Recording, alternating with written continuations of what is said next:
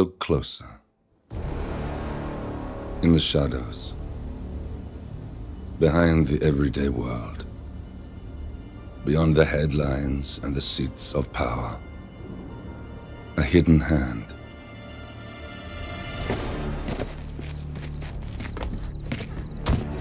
A kind of company known as Providence.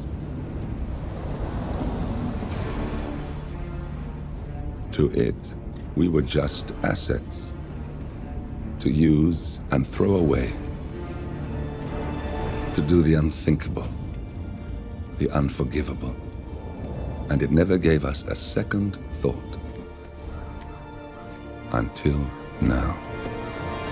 After decades in the shadows, we are fighting back. Me and 47. Much has been lost, but we are closer than ever. We trapped the Constant, Providence's chief controller, and finally learnt the names of its 3 partners. In their downfall, we lay the past to rest. And, just maybe, look towards the future. 47. It's time.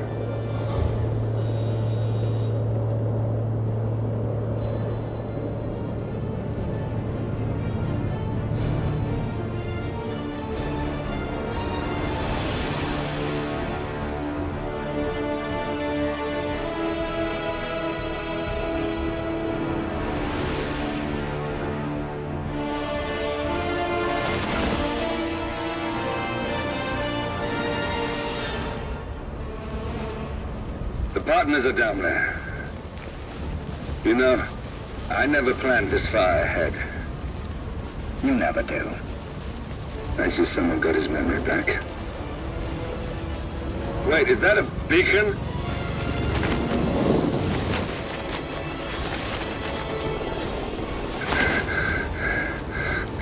What the hell? Base. Alexa Carlisle's helicopter just took off. Confirm target locations, over. Diana, what's the status? Right. We have a situation. Carlisle has left the building. And I think I know why. The Constant has escaped. He persuaded one of the sailors into setting him free. And since then, he's been seizing control of Providence assets and resources. I can only assume Carlisle is rushing to contain the damage. If she slips away again... We'll keep track of her. Make sure she doesn't. Meanwhile, the plan stays the same. Your destination is the Scepter, the world's tallest building where the partners are laying low, courtesy of their host, Sheikh Omar Al-Ghazali. Marcus Stuyvesant is 5th-generation old money. His family made its fortune in real estate and banking, and were at one point the chief landowners in New York. Carl Ingram is a powerful Washington kingmaker whose family grew rich selling gunpowder during the American Civil War, and later established a globe-spanning empire in oil, coal, and steel. Both families long since retreated from public view, but their quiet dominance endures to this day. Now, the partners likely suspect that we're coming, so Mr. Gray will infiltrate building controls and disable all electronic doors and elevators. Stuyvesant and Ingram are about to find they have nowhere left to run. Right. This is our moment, 47. Providence ruined our lives with the flick of a pen. Today, we return the favor. Happy hunting. Welcome to Dubai, 47. Today is the inauguration of the Scepter, and the ceremony is well underway. You will find Marcus Stuyvesant near the building's signature art installation, while a paranoid Carl Ingram has ensconced himself in his penthouse suite, security on highest alert. Mr. Gray is already in position and ready to assist. Good luck, 47. 47. Come in. 47, do you copy? I'm here. Are you in position? I'm heading towards the point of entry. Good. Get back to me when you're there.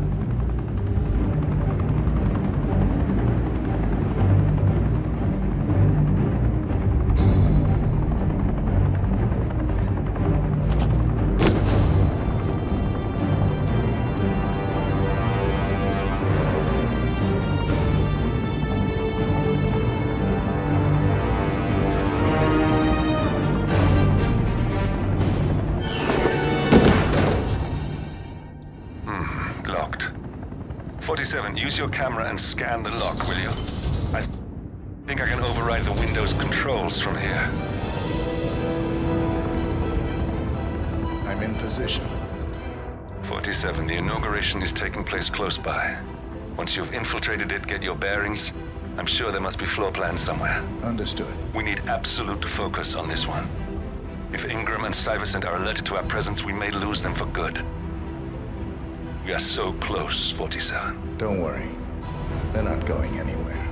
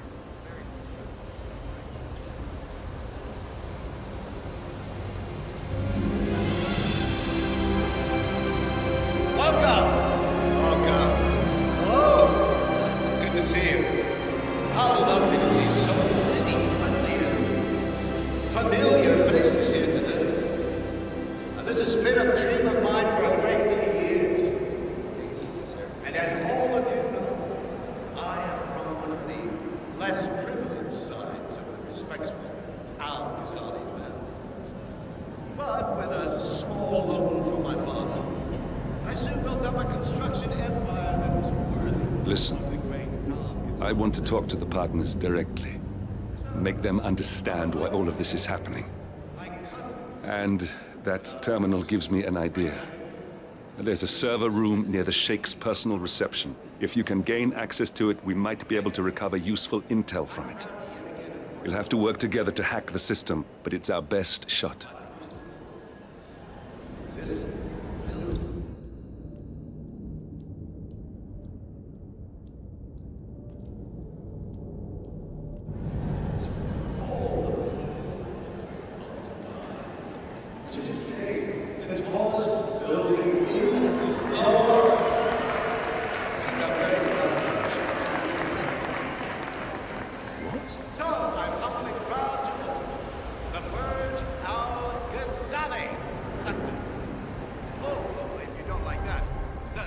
There's a keypad lock on the doors to the staff area.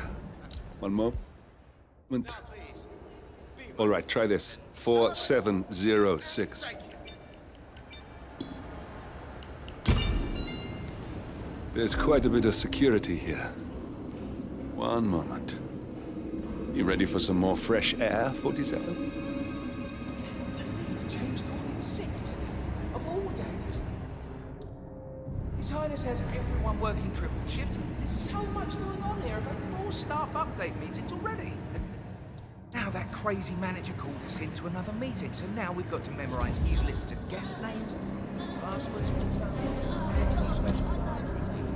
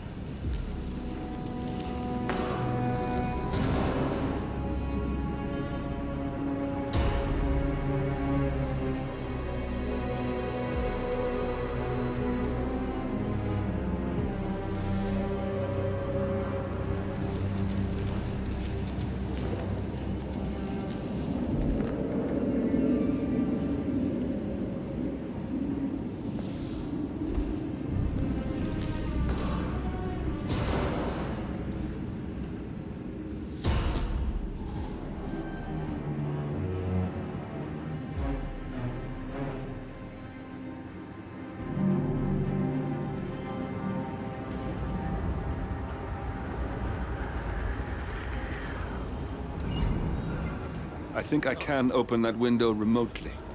Scan the lock with your camera and I'll have a try.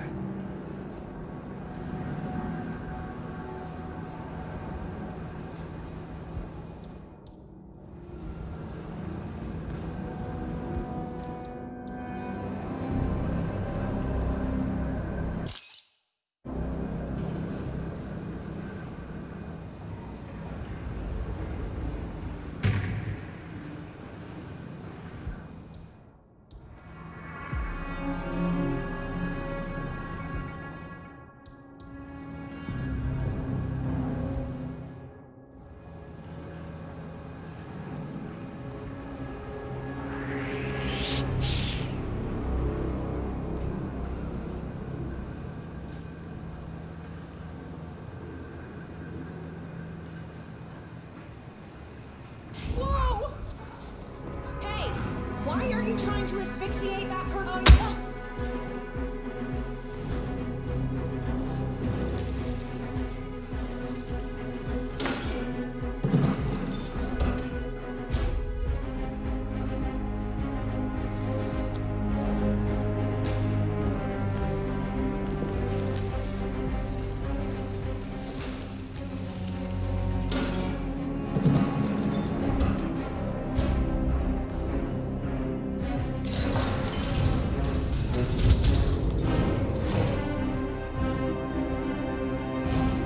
Sheikh Al-Ghazali is reaching out to his worldwide network of lawyers and financial contacts, attempting to restore the lost power base of the Providence partners. If Ingram and Stuyvesant were asked to a meeting, thinking they'll be told of new developments, I suspect they'd jump at the chance. There's a lounge area at the top of the building. It can be sealed off for private conversations. If we lure the targets there, they'll be trapped.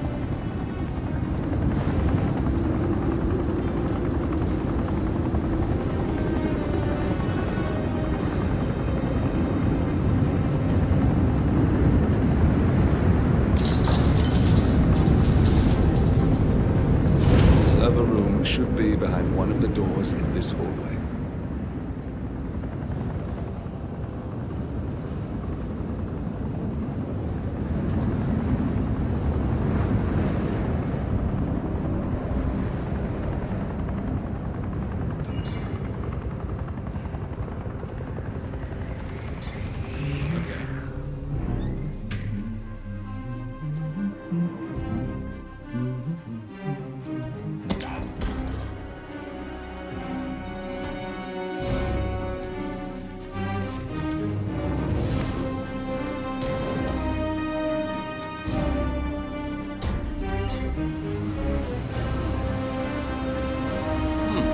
Calendar function.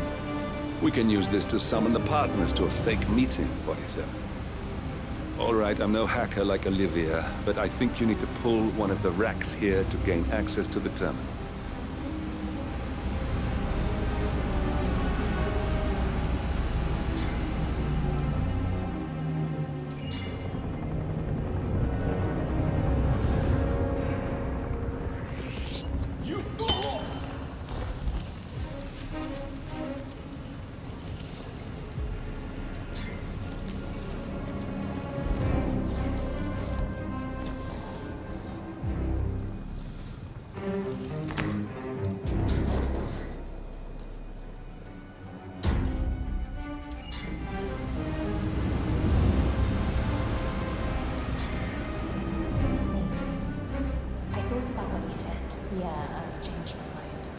It was an insane idea to start with.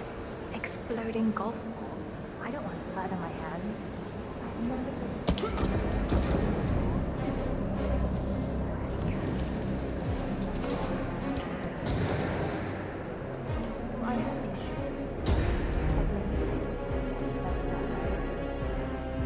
Anyway, I knocked the golf ball up in the maintenance swap. Not that many of us would use. And people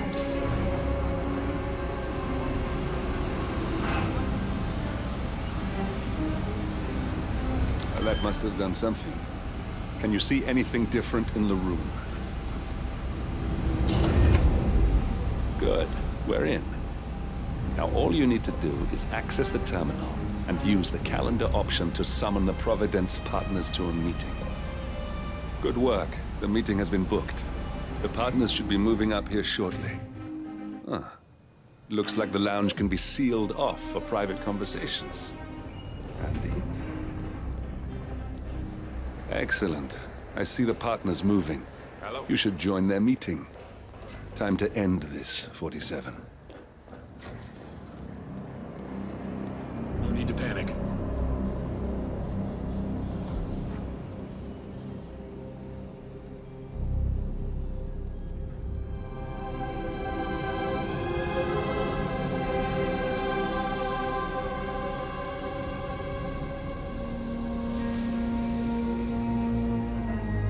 Just keep calm. Yeah. Why? Just wondered if you got the briefing on the lockdown drill. I got it.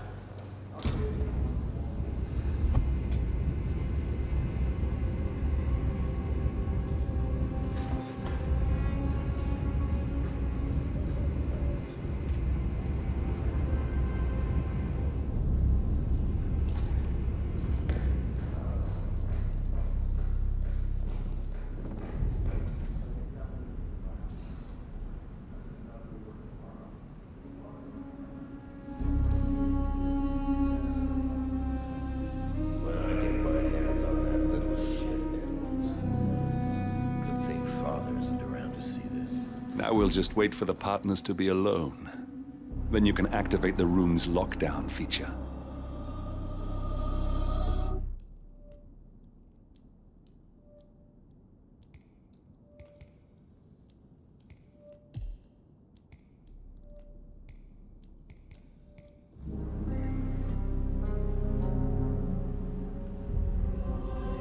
Guards, leave us.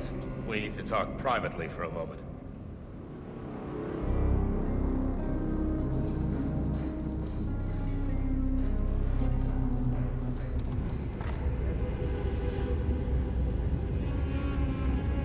The partners are alone now. I'll activate the panel controlling the room's security features. When you're ready, use it to start the show.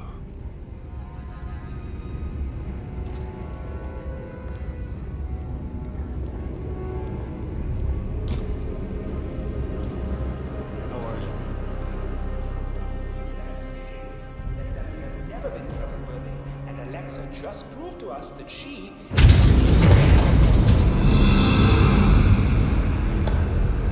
Don't hit me! Oh, shit!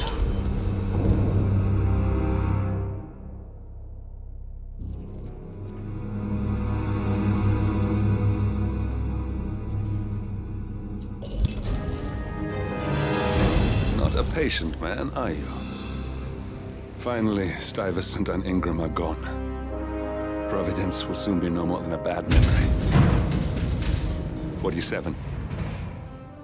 Thank you. I'll meet you at the rendezvous on the edge of town.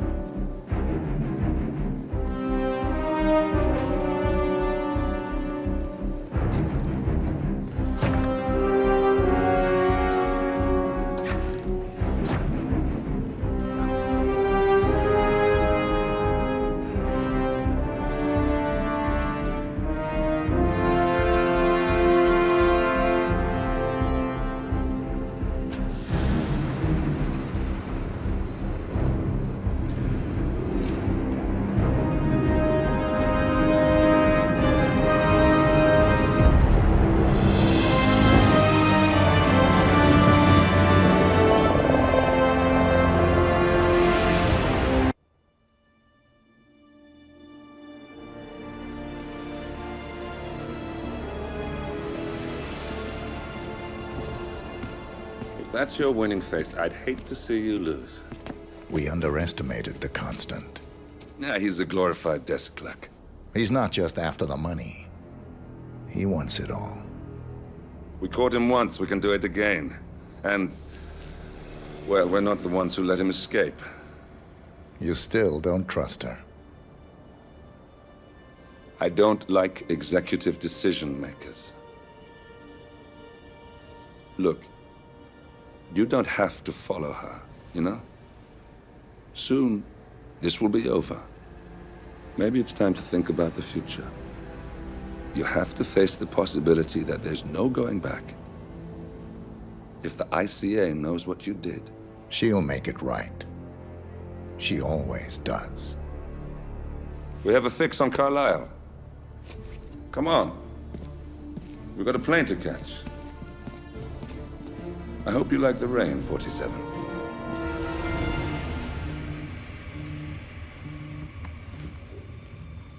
Miss Burnwood. How did you... I have everyone's number. You really ought to know by now. You planned this? All of it? Don't be silly. I just played the hand I was dealt. We'll find you. You had me. Where'd that get you? We handed you an empire. It's for the best. The partners were complacent, set in their ways. But power is more than just security. Providence can be an agent of change. Surely you understand. Or you will. Soon enough.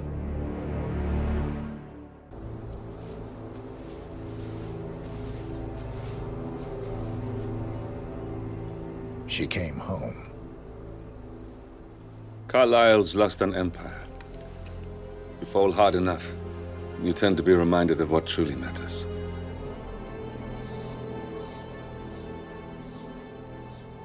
So, the end of the line.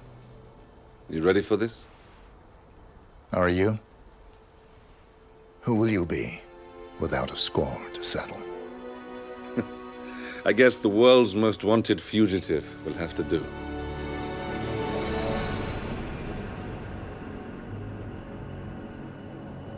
Alexa Carlyle is dead. According to the funeral invitation, that is. So naturally, it caused quite a stir when the late matriarch turned up at the breakfast table, alive and kicking. Carlyle, wisely sensing that her number is up, has emerged from exile to tie up loose ends and secure the Carlyle legacy. She may be a monster, but you have to admire her due diligence. Carlyle descends from an ancient line of warrior aristocrats. Her great-grandfather made a killing in the Second Opium War and established an empire in shipping, railroads, and newspaper publishing. While largely unknown to the public, the family still asserts its quiet dominance over global transport and logistics, media, and technology. Most senior of the partners, Alexa Carlyle, is cold as ice, tough as nails, and sharp as a razor. Incidentally, it was her late father who first brought the three families together after the end of World War II at this very house, meaning that this gentleman is the birthplace of Providence. It began here, and it ends here. Talk about poetic. One more thing. According to our intel, Carlyle keeps a case file on the Constant, information that may be helpful in his recapture, so don't leave the estate without it. Right. Happy hunting, 47. See you on the other side. Thornbridge Manor. The Carlyle family's home for countless generations. The Revenant Alexa Carlyle and her 3 adult children, younger brother Zachary, grandson, and daughter-in-law, are all gathered to conduct Carlyle's sham funeral. Curiously, Carlyle summoned a famous London PI soon after arriving this morning, but his purpose at Thornbridge is yet unclear. Now, the target knows that you're coming, and her guard detail is top-notch. So Mr. Gray will secure their nearby field HQ and intercept all calls going in and out of the estate. Any appeal for backup is going to fall on very deaf ears. Good luck, gentlemen.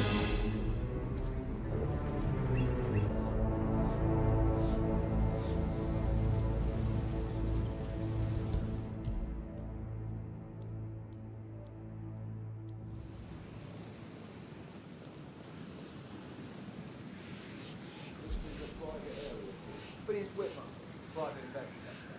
I have an appointment with Madam Carlyle. Please wait. This is Madam Carlyle. You can go right.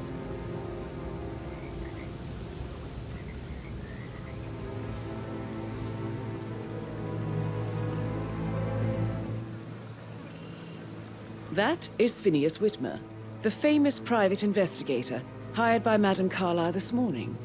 I'm curious why he's here. Maybe you should do some detecting yourself, 47. A famous private investigator summoned by Alexa Carlyle.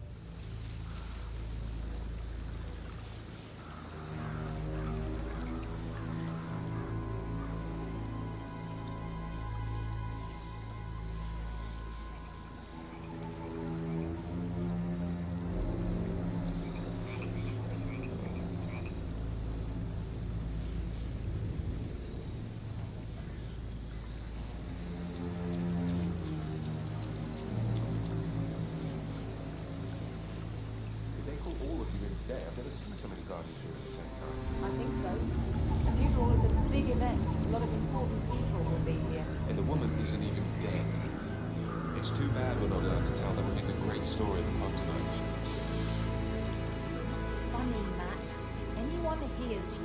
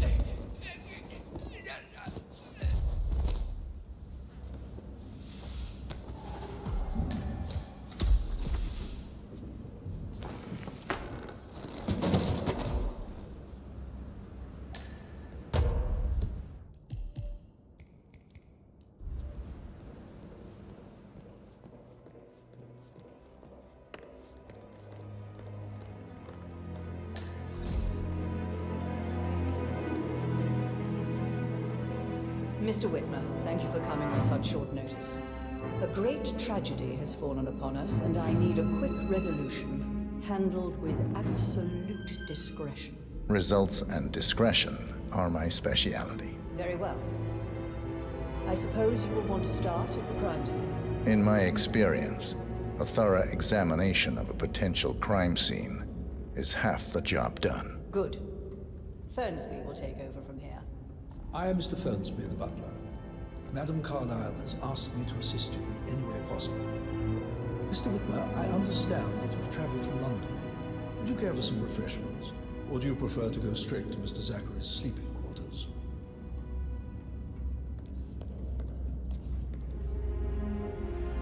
I prefer to get started. As you wish, if you'll follow me, sir.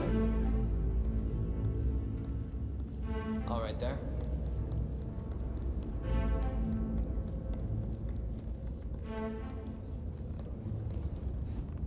I feel obliged to point out that current affairs surrounding Madame Carlyle are of a delicate nature. You may be familiar with the recent announcement of her death. You will probably learn that a staged funeral is scheduled to take place tomorrow. Madame's children were not informed until this morning that their mother was in fact not dead at all. So please bear with them if they seem affected by the rather unusual situation.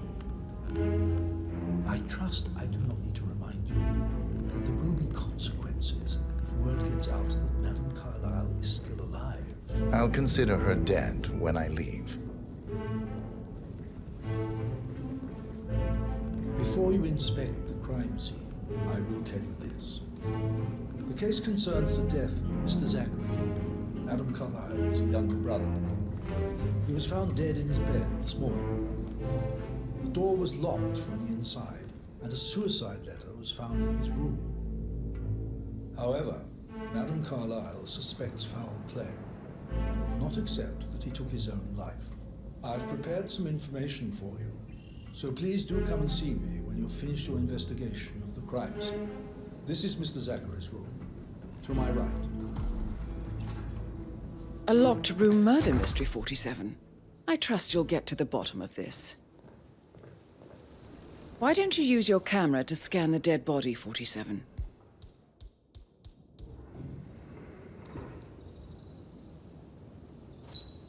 Throat markings indicate a rare, short-lived plant poison killed him. Spread shows time of death at around 10 o'clock last night. You do know your poisons, 47.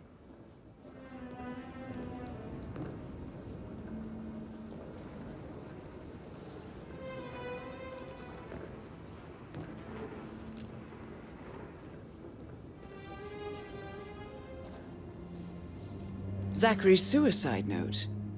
Also, a sample of handwriting. It could be relevant to compare to other samples to establish its authenticity.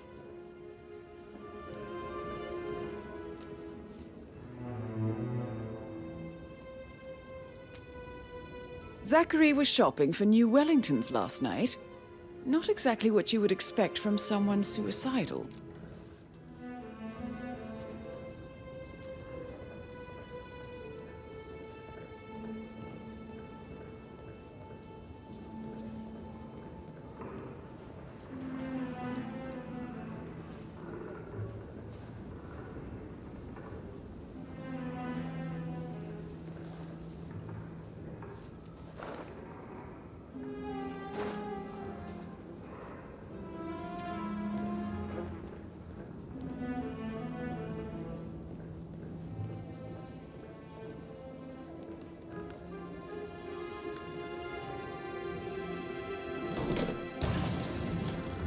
A hidden door. It's a secret passage. This could explain how the door was locked from the inside.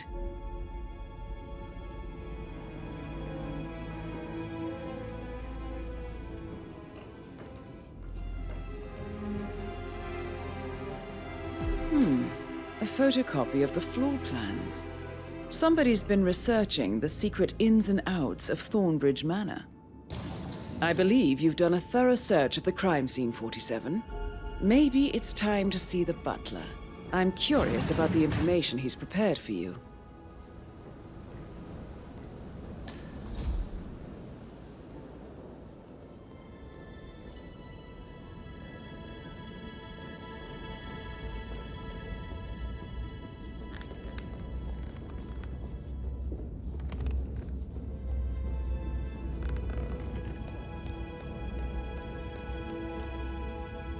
Mr. Fernsby, I'm done with the crime scene. Did you establish a time of death? Zachary died around 10 o'clock last night. Well, that means the staff were off duty. And Madame Carlyle and her security didn't arrive until this morning. That leaves Madame's family and myself as the only persons here when he died. And before you ask, no, I do not have an alibi. I was alone in my office at the time of death. Here's the material that I've prepared for you. It's a list of the possible suspects and their quarters. Hopefully that will help you keep track of your findings. Please come and see me when you've solved the case, and I will take you to Madame Carlyle. How are you, sir? This is very useful information, 47.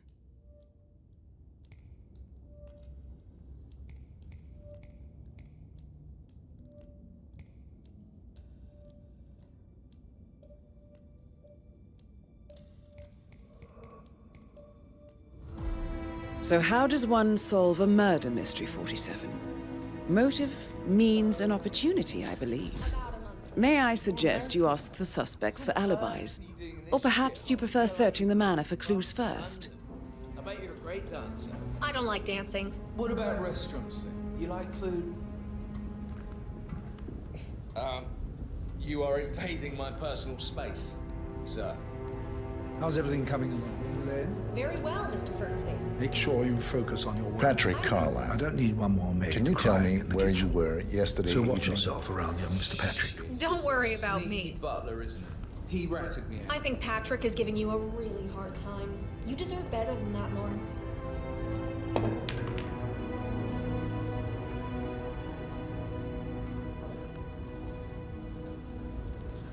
Elaine, give us some privacy, would you? Don't tell Mother, okay? She's really tense these days, and the last thing I need is more hassle. I took that pretty blonde, Rosie, for an evening stroll. I mean, how the fuck am I expected to cope for an entire weekend in this shithole? I'm bored out of my mind. So, is that it? What did you think of Zachary? Creepy as hell. No ambition. Imagine deciding to live in a museum. You know, Father says Zachary and Alexa used to be two of a kind. He had a great future ahead of him. Then suddenly, he just gave up everything. What an idiot. Thank God Daddy chose looks and brains over pedigree when he married Mummy. I don't have to worry about the inbreeding so customary in these circles. If that's all, I think I'll get back to my slow death. Did you see anything suspicious last night? Nah. I reckon Zachary tops himself. I know I would have. Or perhaps Mr. Fernsby. I don't like him. He could have done it.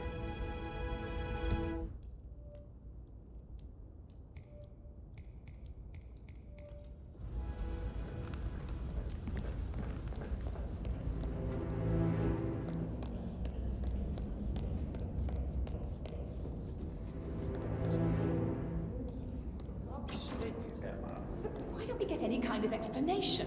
It's bloody rude, that's what it is. Making us come here to play funeral and then show up like nothing's the least bit strange. I don't think I need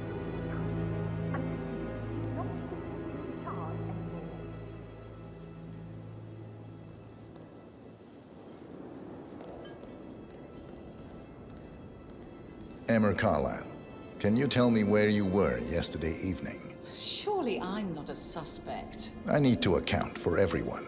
Well, I spent the evening with my family, but I got an awful migraine and had to take to bed. Everyone can attest to that. I believe I went up when the boys sat down for a drink around 8 o'clock. Anything else you want to know? How did you feel about Zachary? I might as well be honest. His presence was always awkward. But how do you have a meaningful conversation with a man who only cares about plants? In my opinion, Alexa bears some responsibility for how this ended. She supported his self-limiting behavior by letting him live here. Is that all?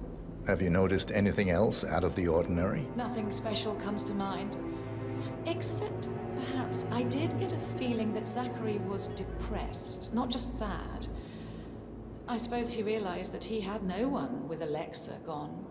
Even Alexa must feel the pangs of guilt over that one, letting him believe she was dead. Then again, Guilt isn't her strong suit.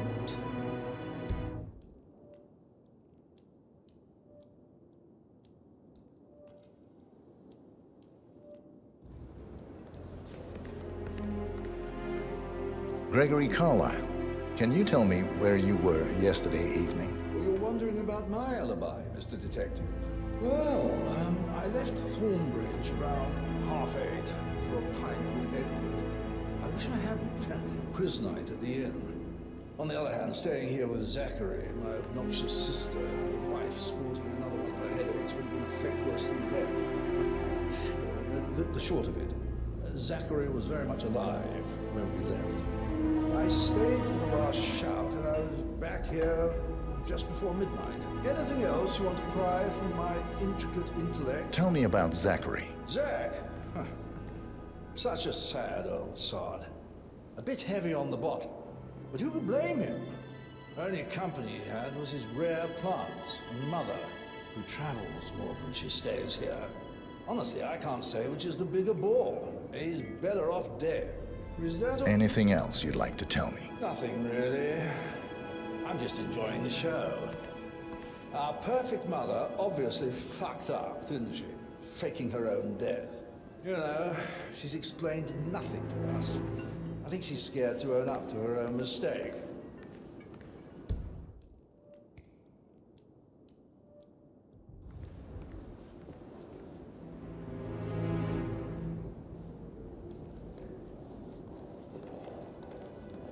Rebecca Carlyle, can you tell me about yesterday evening? We don't really see much of each other, my brothers and I. I suppose it takes our mother's funeral to bring us together, and even then, it's not like we sit on each other's laps. Now, let's see. Patrick, Gregory's son, disappeared straight after dinner. You know, I think he might be in some sort of trouble. Edward wanted to go as well, but Gregory convinced him to stay for a few drinks before they went off for a pint at the local at 9:15. I swear Gregory enjoys Edward's discomfort over staying here. I had a conference call with my New York office at 9, so I spent 3 hours on my laptop in my room and went straight to bed afterwards. I don't know about Emma. She did act a bit strange. You know, I bet she was making lists for changes needing to be done once she gets her hands on Thornbridge Manor. Quite the shock she had when Mother arrived during breakfast. Is there anything else you want to ask me? Tell me about Zachary. Did he act strange last night? You know, now you mention it, he was a lot more chatty than usual. He wanted to know about my connections in the publishing business. Apparently, a friend of his is writing a book, which strikes me as very peculiar. I didn't think he had any friends. Is that everything, Mr. Whitmer? Anything else you feel like mentioning?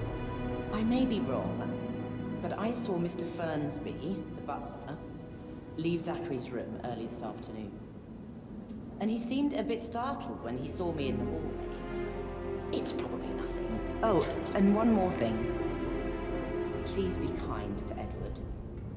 He can only take so much.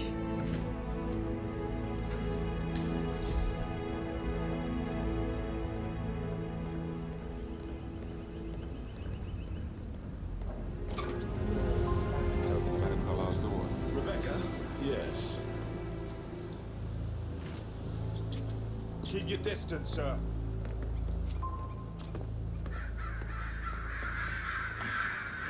Rebecca? Yeah.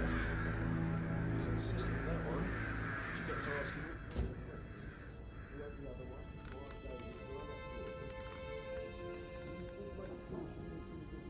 What about restaurants? You like food?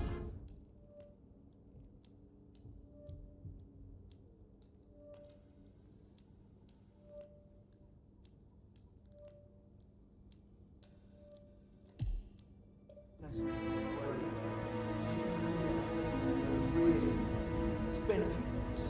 A girl like you deserves that. I don't know.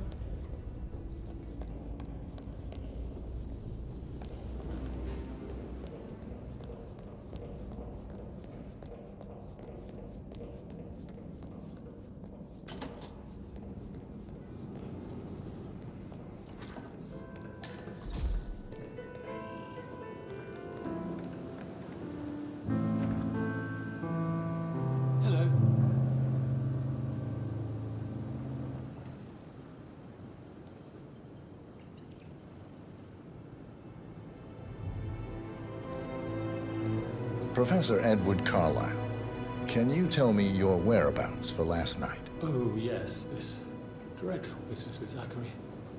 I stay at the local inn. You see, I prefer not to spend the night here at Thornbridge Manor.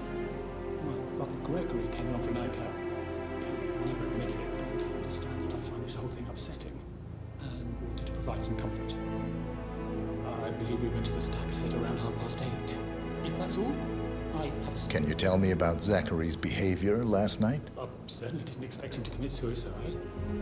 Sure, he was upset by mother's supposed death. But he seemed more engaged than usual. You should ask Rebecca, they had an alarm talk. Did you know that he hadn't left Thornbridge Manor in nearly 50 years? His plants, mother, and the staff, all like a money he had. Anything else? Did you notice anything else out of the ordinary? You mean apart from the fact that we came here to bury our mother and she shows up alive and kicking? Zachary found dead in his bed this morning? Or perhaps that the planned funeral is still taking place and I have to do the eulogy? And mother will surely have a strong opinion on it afterwards. I can't breathe. Excuse me.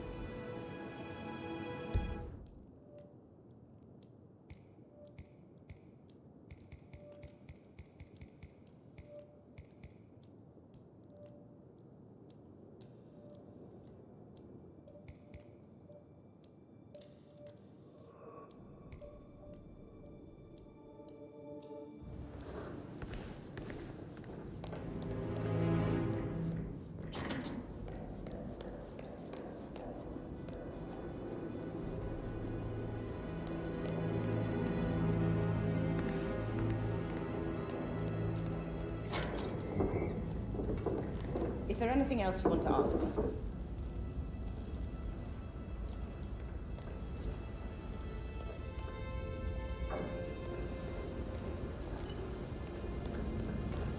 What?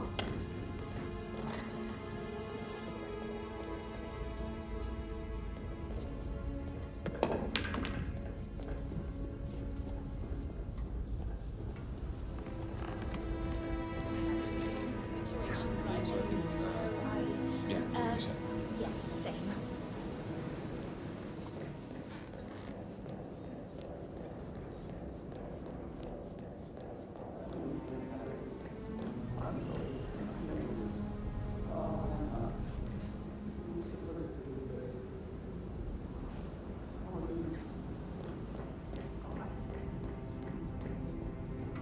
Greetings, sir.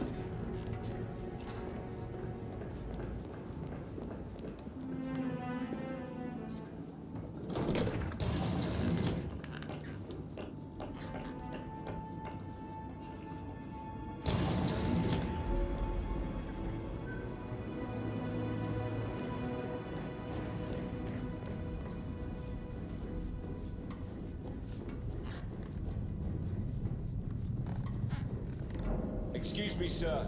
Seems like you're not cleared to come through here. Sorry.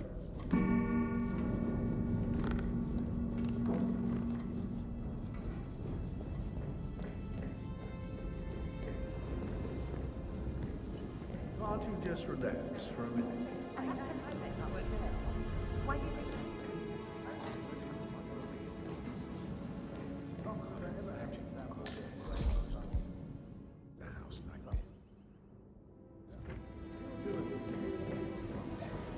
we should get back to it? Yeah. That door leads to Emma and Gregory's room.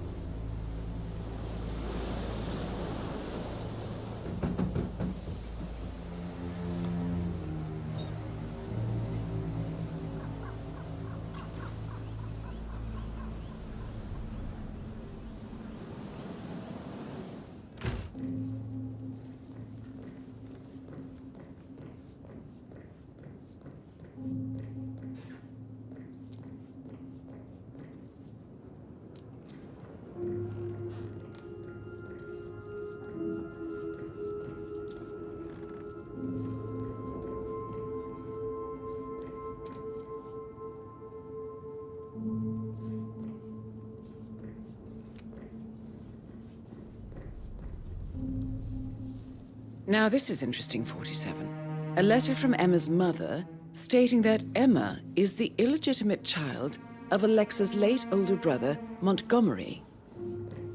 And listen to this. She claims to have witnessed Alexa and Zachary murder him. The plot thickens. A keychain pendant for the greenhouse. What's that doing in Emma and Gregory's room, I wonder? And why is the key missing?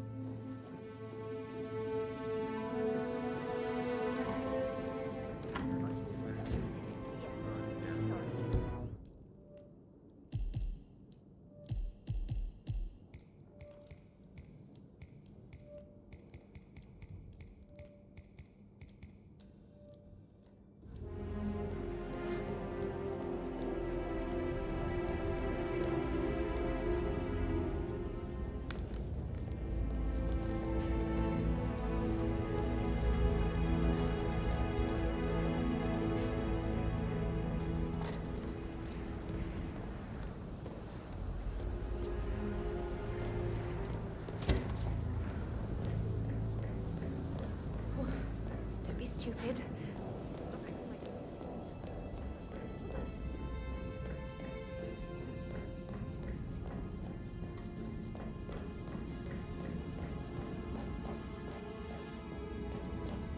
That is the door to Rebecca's room.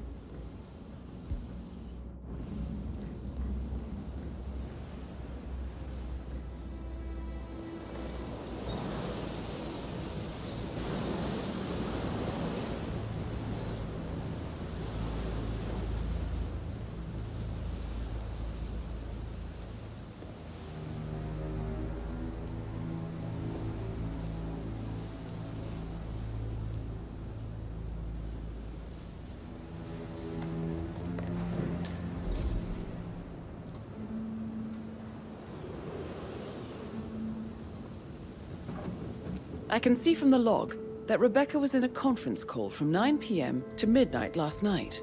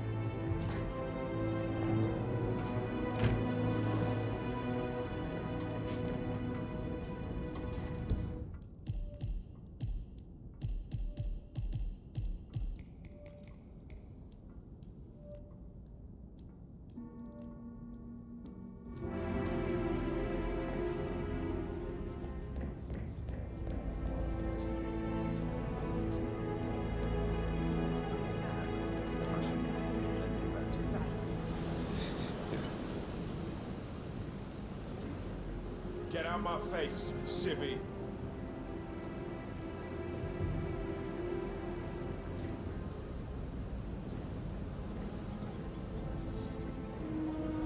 I think you are coming on a little too strong, Lisa.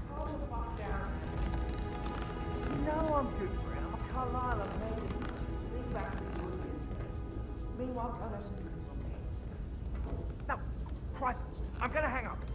Let's talk when you calm the fuck down.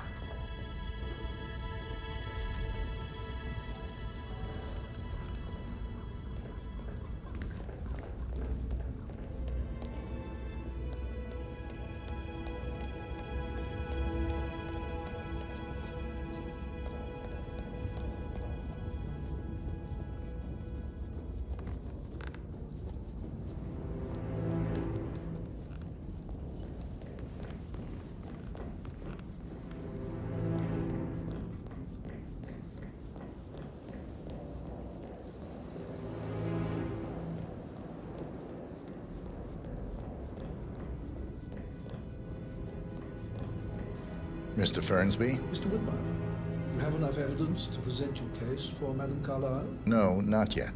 Come and see me when you do.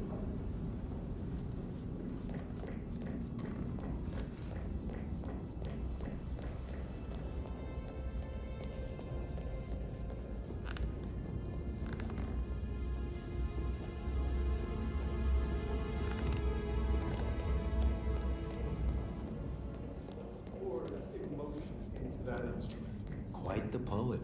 But you're right. It's beautiful. Bad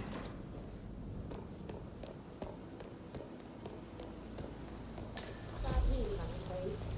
We don't have any extra fuses. Ethel looked everywhere. You've got to be kidding. Nope. I'd really appreciate it if you left. Have you ever heard of knocking? Well, you need to leave.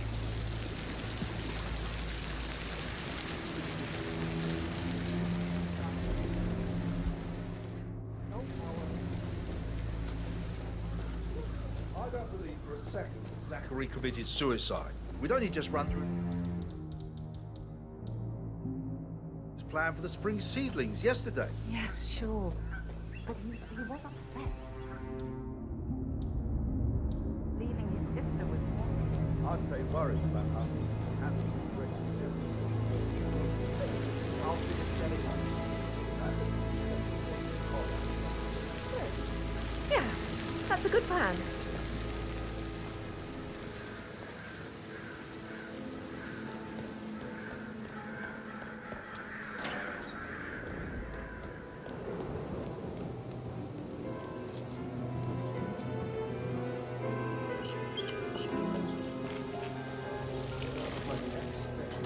You and me both.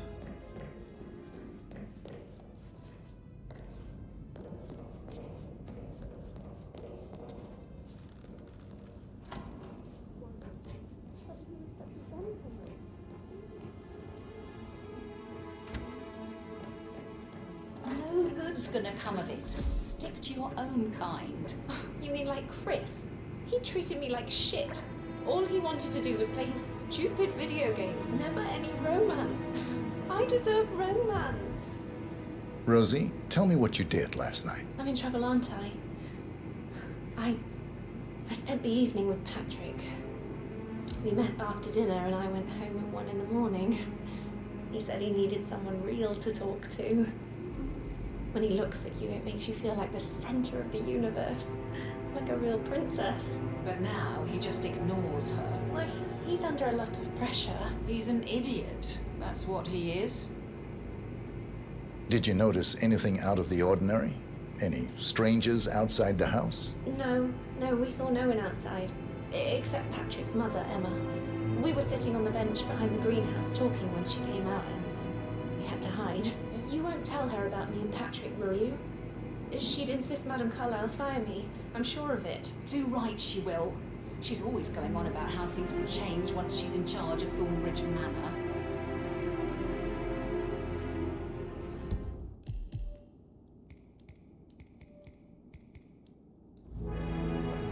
How are things coming along inside? Is everything ready for tomorrow? But you're right. It's beautiful.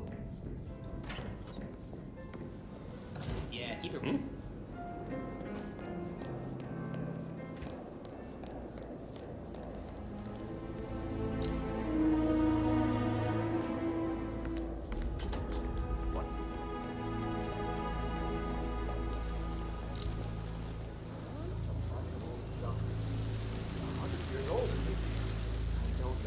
The Brits can stand it.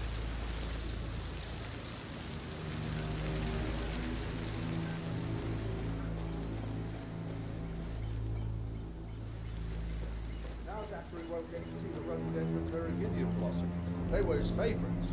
Oh, come on, Oliver. I understand why you're so upset. It's such a shock to all of us.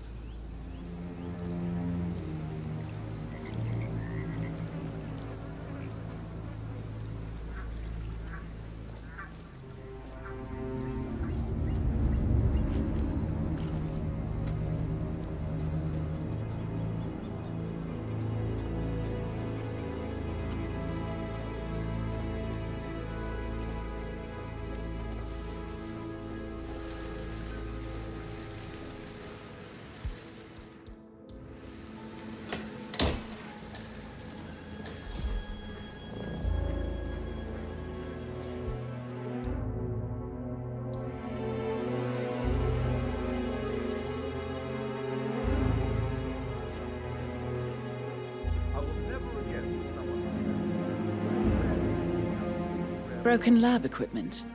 It looks like it was recently used, though.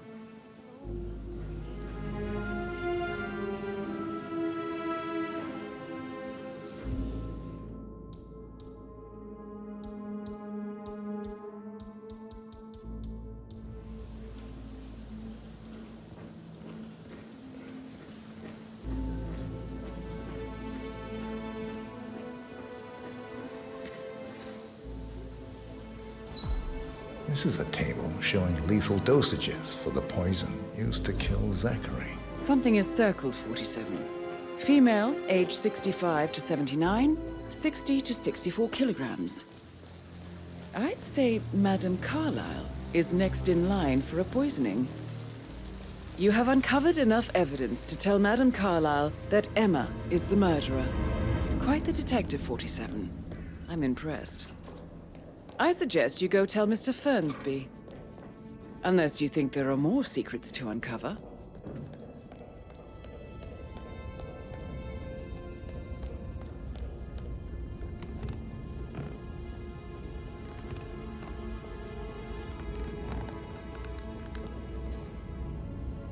I'm ready to present my conclusion to Madame Carlyle. Very well. If you'll follow me, sir.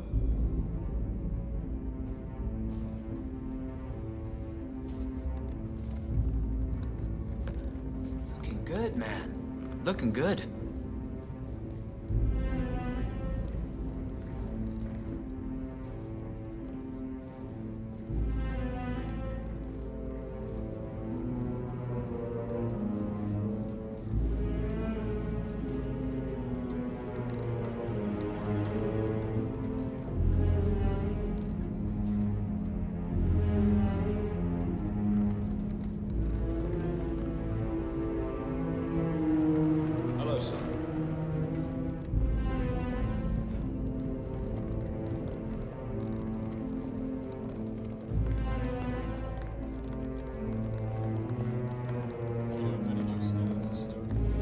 This is Madame Carlyle's office. Please step inside. Your detective skills have gained you access to the Lion's Den, 47. Now, go claim your reward.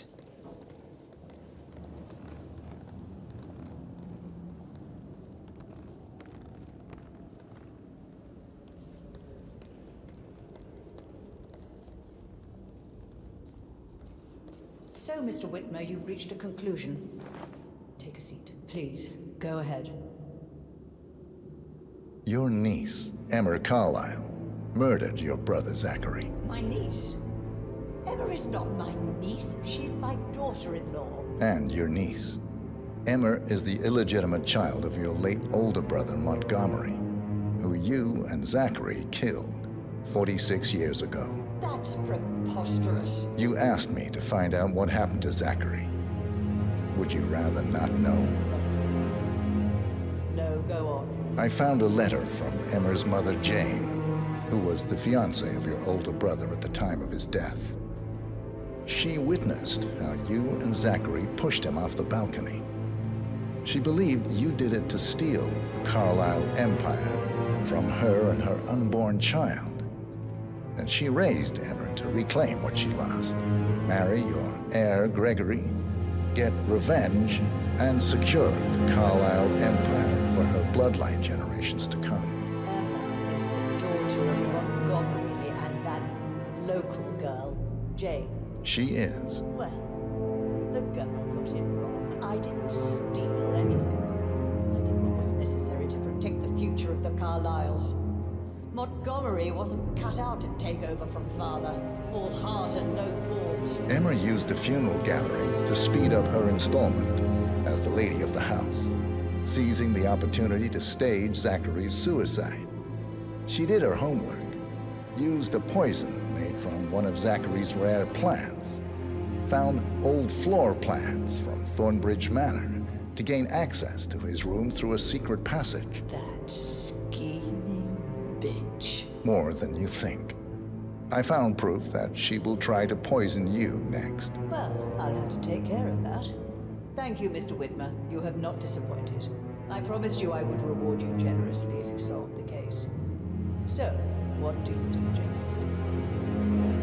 I want the file you have on Arthur Edwards. Edwards, the constant. But how do you... Oh, I see. I expected you might show up.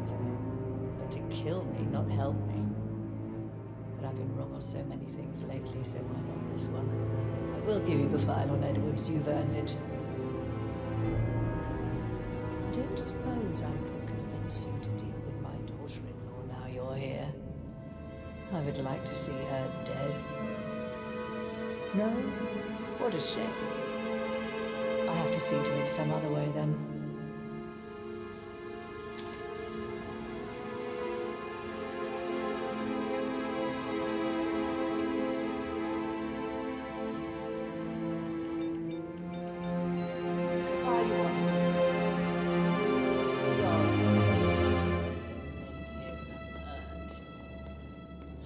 I need some privacy. Thank you. Good work, 47. That's the file on Arthur Edwards secured. Time to take care of Madame Carlyle. What? Mission complete. Well done, 47.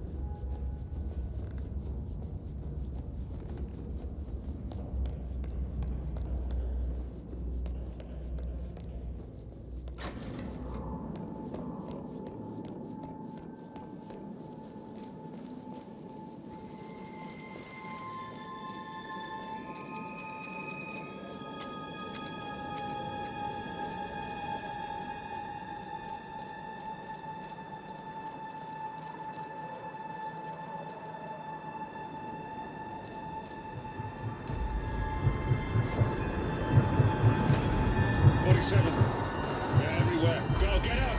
It's the Constantine! Shit!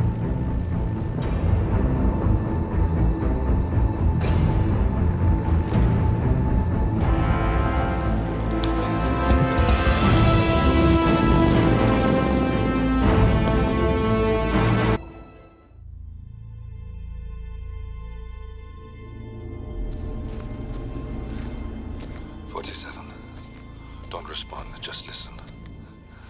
Diana can't help you now. You need to find Olivia. She will know what to do. I wish there had been more time.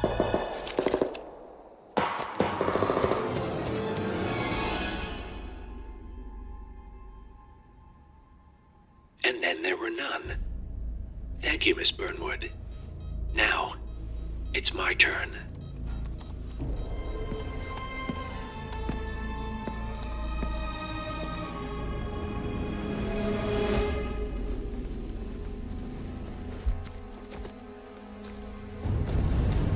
Stay down. Boss wants you alive. Yeah? How about now? Over here! Cover me!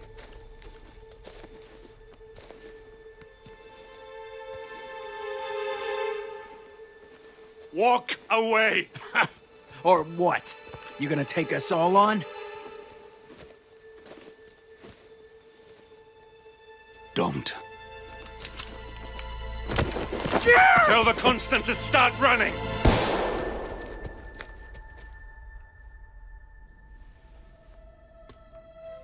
You think you've won? 47 is out there. And 47 never misses his mark. Neither do you, Miss Burnwood. That's what makes you valuable. You're delusional. You think I would betray 47? Trust me, you owe him nothing. What is this? I told you we could help each other, and I meant it. I'll look forward to your call.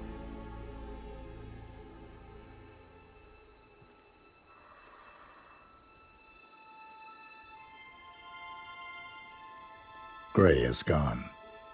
Go to Berlin and stay out of sight.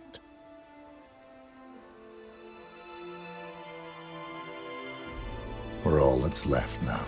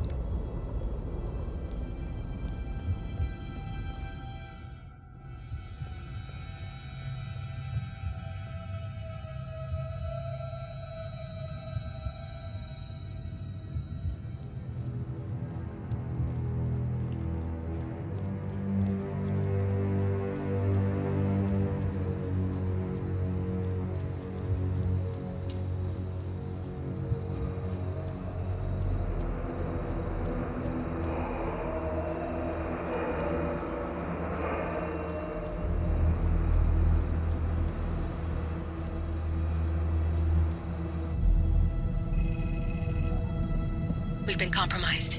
Abort and walk away now. Who? ICA. They tracked me. Don't know how. It's what they do.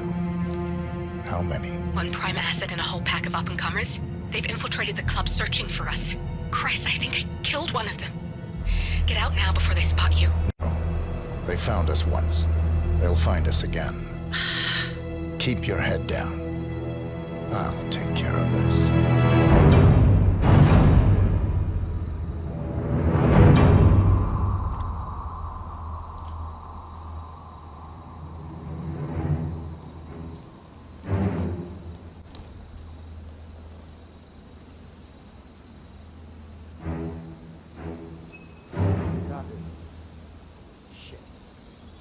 Yeah. It's terrible reception. Must be the trees. No trace of our target yet. Agent Price.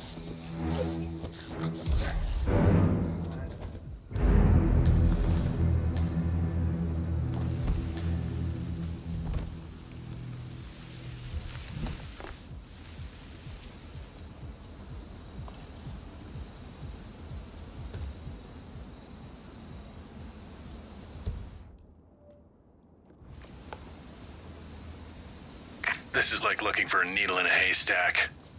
Just keep trying, Agent Montgomery. Our client considers Agent 47 and Olivia Hall as a serious threat. You can't underestimate them.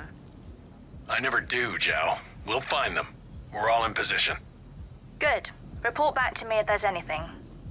Don't worry.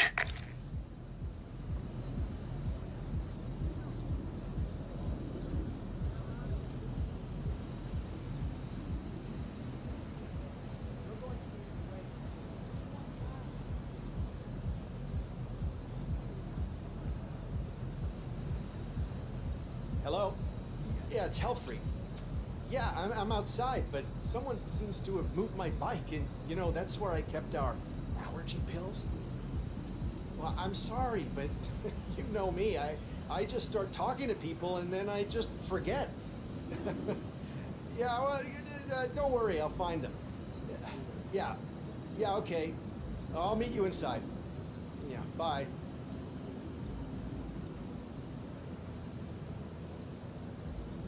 Hello, excuse me. I was wondering if you could help me find my bike. Now, I have lost my allergy pills, if you know what I mean. I can get you in for free if you help me.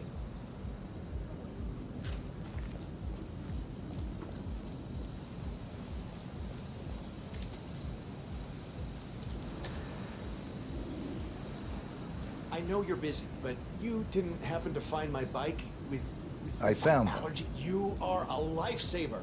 Thank you. Hey, look, if you want to get into the club, I can get you in for free. You know, you look like a man who needs to let off a little steam. I accept. Oh, you are a little stiff. You really need to come inside. But I promise you, my allergy pills can remove some of that tension. Come, follow me.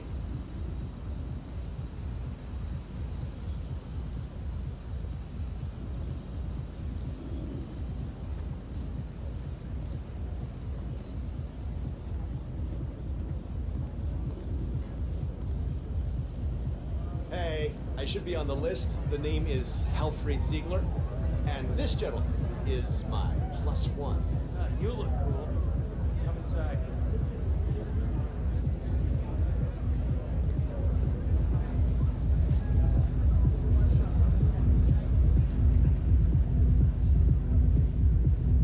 You have to put this sticker on your phone.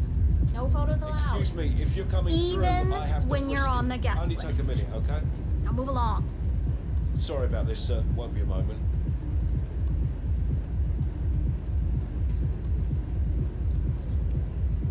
You're good to go, sir. Thank you for your patience. Come on, follow me. I can show you around if you want. Oh, this place is fantastic. It's hard to get here, but it's the best party anywhere. Oh, and thanks for your help, by the way. Now, if you want to warm up first, there is a chill-out area where you can relax. And, oh, don't forget the juice bar. Oh, the juice is famous here. It makes all your allergies go away, if you know what I mean.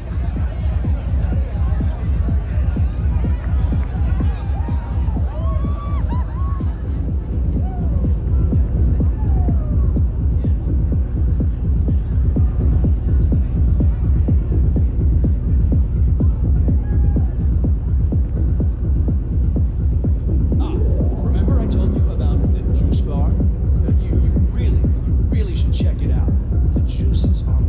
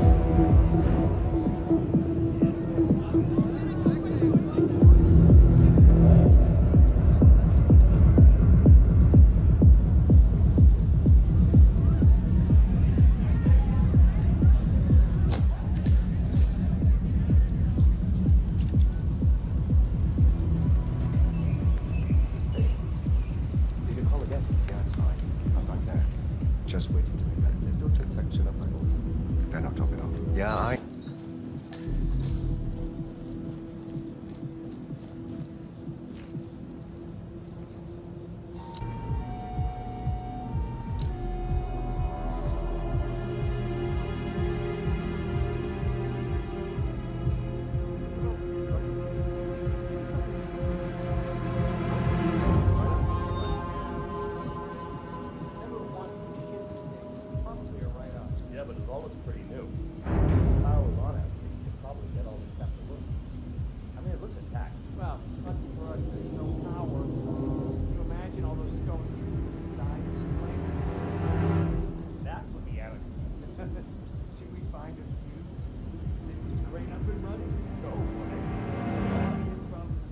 Thames here. No updates. Target probably bailed. Be careful, or you may not spot him until it's too late. Agent Thames.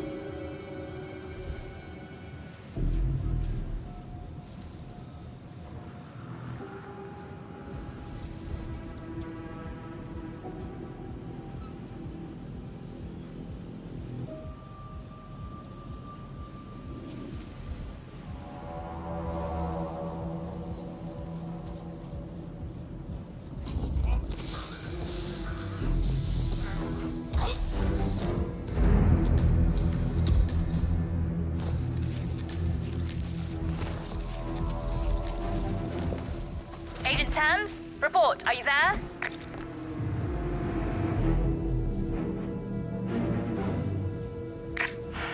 The knight takes rook. That's another one down. Do not let him turn this situation around on us.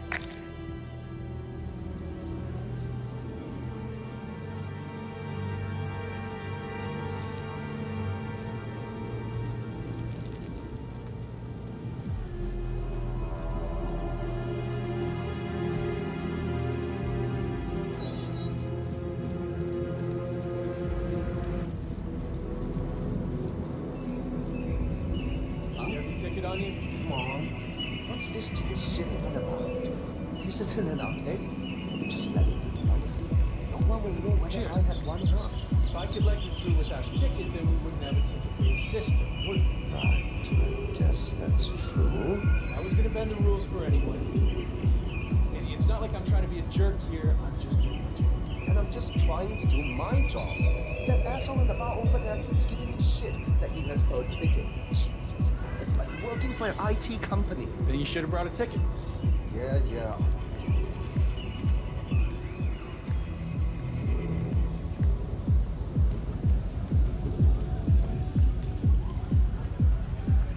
Listen. Hey, security guy. Hold up. Stop! Agent Swan. Not another attempt.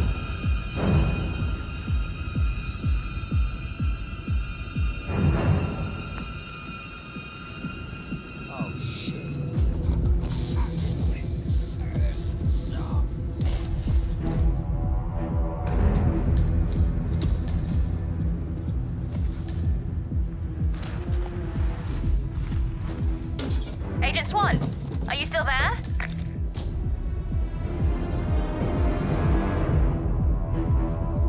Three. We've lost 3. If any of you have been waiting for your chance to snatch glory from the jaws of defeat, I would suggest getting it over with.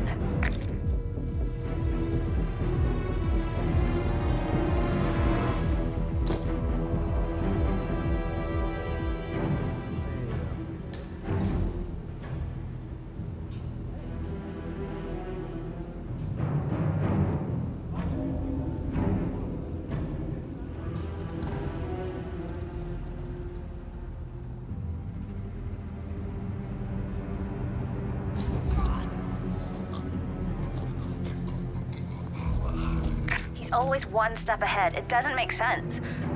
Unless this channel isn't secure. Don't take any chances. Freeze him out.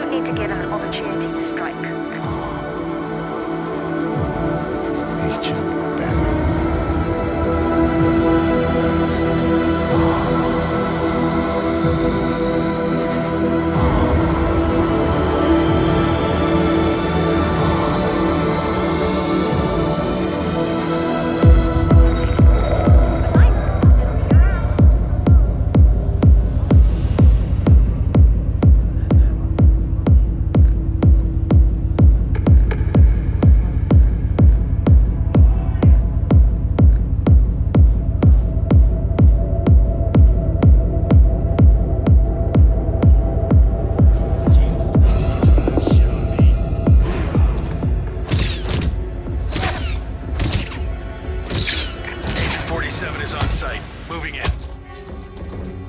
All right, don't waste the opportunity. We don't need our noses bloody today.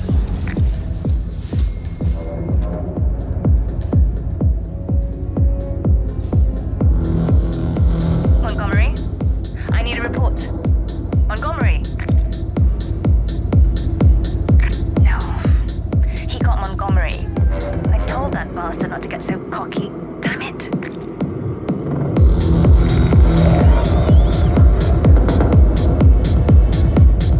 I just need a second of your time. Hey, you!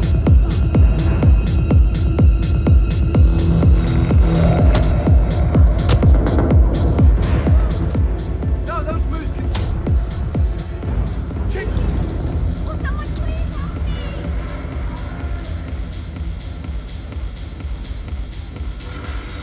Agent Banner, report. Are you there? How the hell did he... We're done. Get out. I'm not losing any more of you.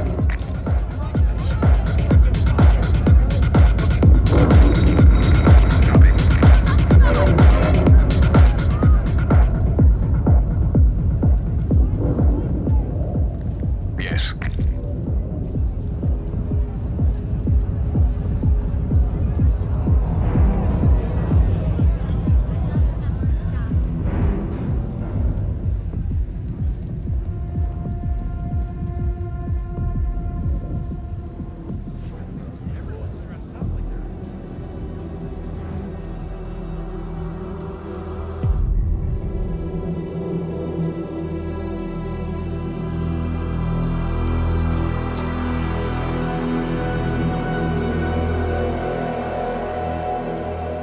We're clear. You killed all of them? They got my message.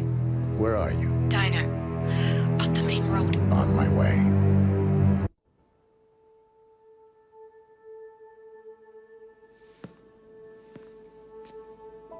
You're hurt. You should see the other guy. Never killed nobody before.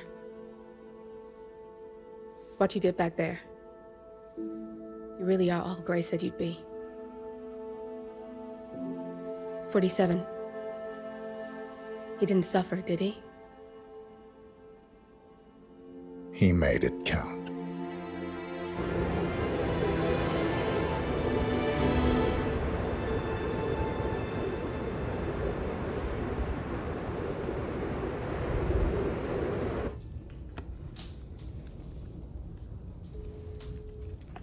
Bruised but not broken. I'm glad. It's time we start afresh, you and me. Get to the point. You and your friends pulled off the impossible. You stormed the heavens, took down the untouchables, And yet, here we are. Status quo. it just goes to show you can't fight power, Miss Burnwood. Power never dies, it only changes hands. The best you can do is claim it. I never cared about power. Power is a tool, Miss Burnwood. It's the thing that gets you to the thing. As the next constant, you can be the agent of change. Transform the system from the inside, or be transformed by it. No risk, no reward.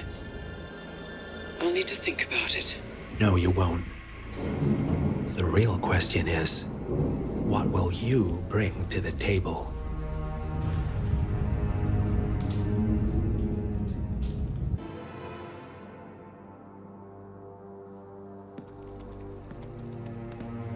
Look closer. I'm telling you, the file is trash. The Constant doesn't so much burn his bridges as blow them up.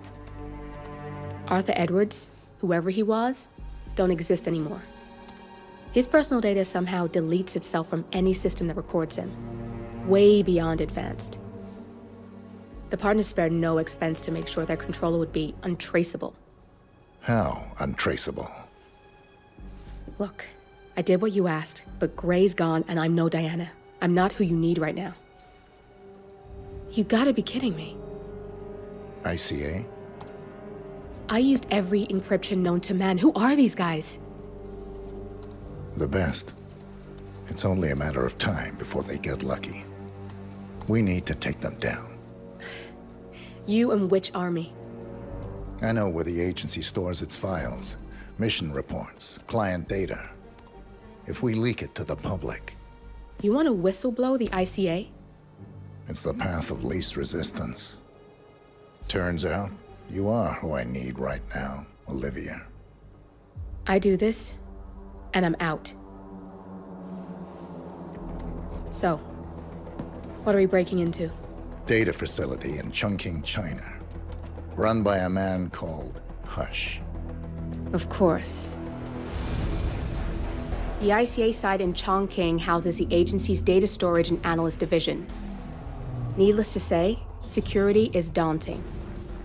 The state-of-the-art server vault is biometrically wired to the facility's two overseers: Imogen Royce, behavioral analysis pioneer, and Hush, a data security guru with a taste for fringe transhuman experimentation. Tell me about Hush. A former cyber terrorist for the Ministry of State Security in Kadanyang, who fled his country after one of the Po regime's periodic purges. He made a career doing cybersecurity for dark web deplorables, human traffickers, organ harvesters, scum like him, with no code or conscience. ICA sure can pick 'em. No offense. Can you disable security? A dual authentication protocol ensures that any handling of data must be directly authorized by Hush and Royce, the proverbial human factor device to make the system impenetrable. Luckily, I found a loophole. If both overseers should unexpectedly die within a short space of time, the system reverts to a temporary fail-safe protocol, which I can bypass. Take them off the board, and you'll have free access to the data core, and I'll handle the rest. And you're sure it'll work? Look, I know Hush. If I'm wrong, we won't live long enough to regret it. All right. I will leave you to prepare. Chongqing, China. This city is Big Brother's wet dream with more than 2.5 million cameras covering 15 million people. Privacy is a four-letter word in this place. It's pretty ironic that a cloak and dagger organization like the ICA keeps its most valuable secrets here. You'll find Hush conducting his fringe experiments in an abandoned apartment building, while Imogen Royce, the archivist, runs the day-to-day business of the ICA data facility. I just hope you know what you're doing, 47.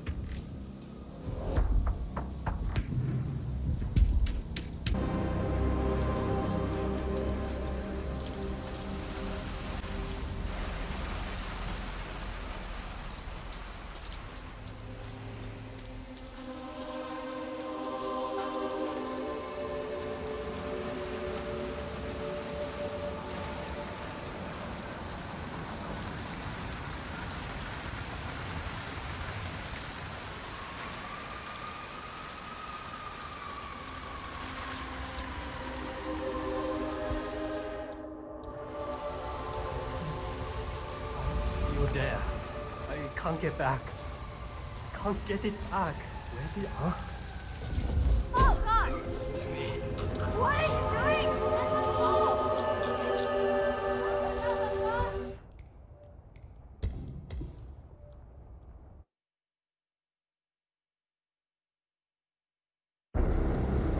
Chonk.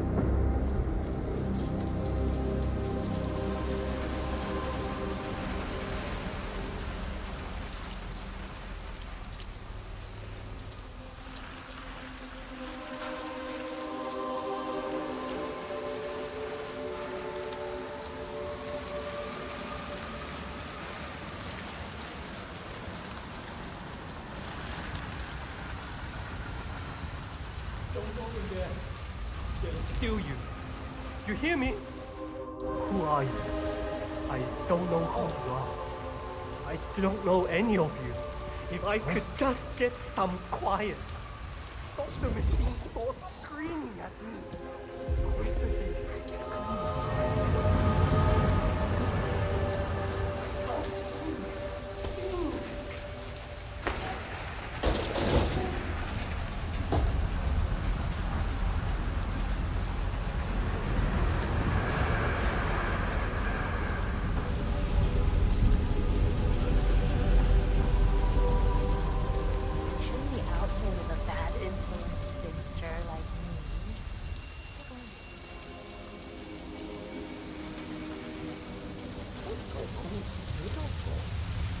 this street in the morning. You up there? And I swear I've seen at least 4 sets turning up for work.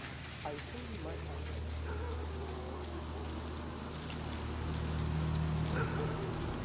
Hi there. Hey, let's get you out of range, shall we? Sorry, I just need to do a quick search if you want to get through. Just routine. Let me just pat you down here.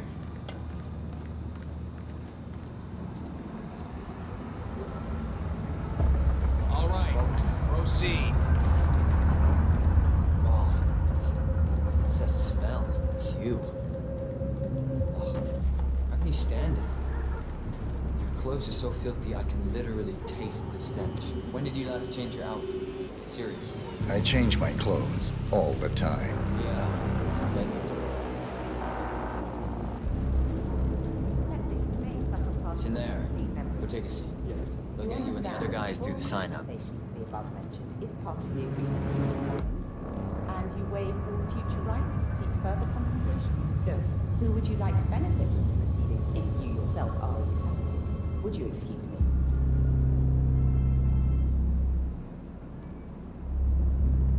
Oh, so Hush likes the last one I sent up to the top floor. He'll be the one to conclude this phase. I knew Hush would be pleased. He signed up for the full package. Strong, too. I'll wrap up down here. Thanks, Julie. I was just informed that we don't need any more to the subject tonight. Oh no, there will be more to come. Depending on the results and conclusions of this test phase, come back tomorrow. We'll schedule a new spot. Come in and take a seat. Sir. I'm sorry to inform you that we have all the test subjects we need. A guard is waiting outside the door. He'll escort you out of the building when you're done. Help yourself to an apple. Be in trouble. I do need my vitamins.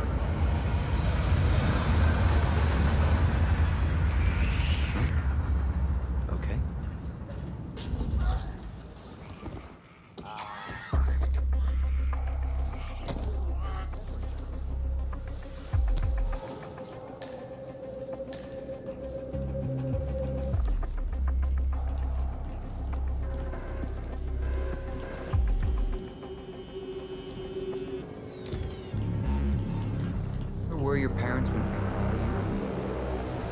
No, I try to think about public.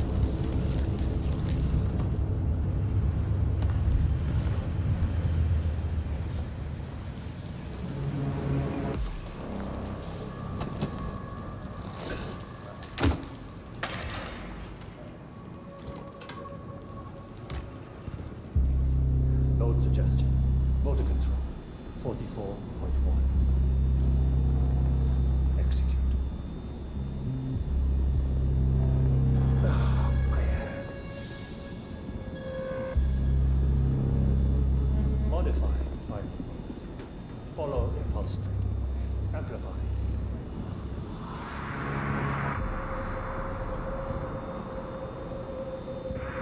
Link impulse string. Code 022 to defining.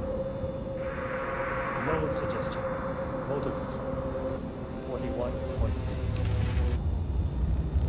Execute. Test wrap H109 initiated. Signal strength at 40% confirmed.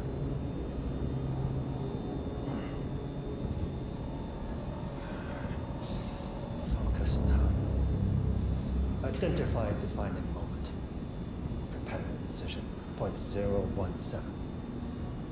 Link suggestion to defining moment. Execute.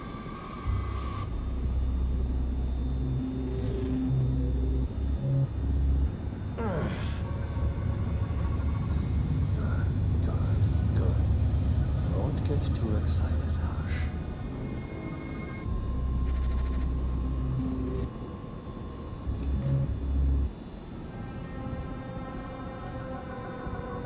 Where's the final test subject? Everything is ready to conclude the motor control phase of my experiment. He's in the bathroom, having second thoughts about signing up. Make him come out. I'm trying. Break.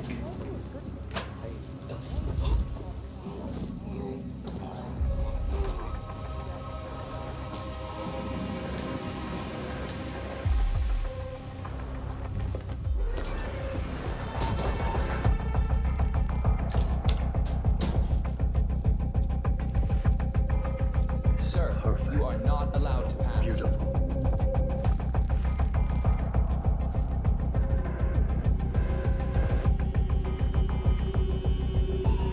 You're working too hard, Hush. If you keep this up, it could permanently damage you. I think you need to take a break. Stop interfering with my workflow. Don't you think I know what I need? Well, I'm ready to experiment. I'll let Sister Lei know to join us for the experiment then.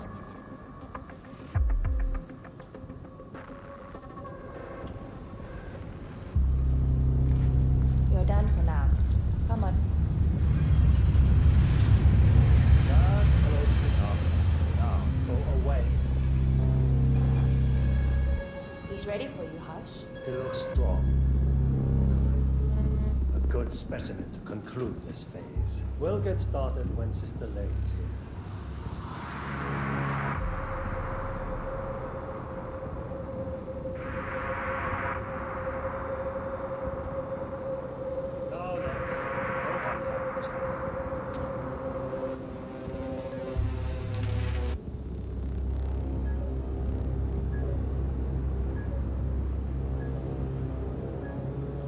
Hi.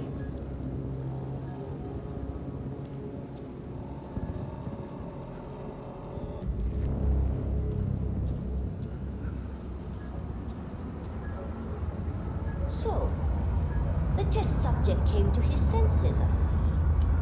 Good. Sister Lei. Yes. We're about to perform the final test of this project phase.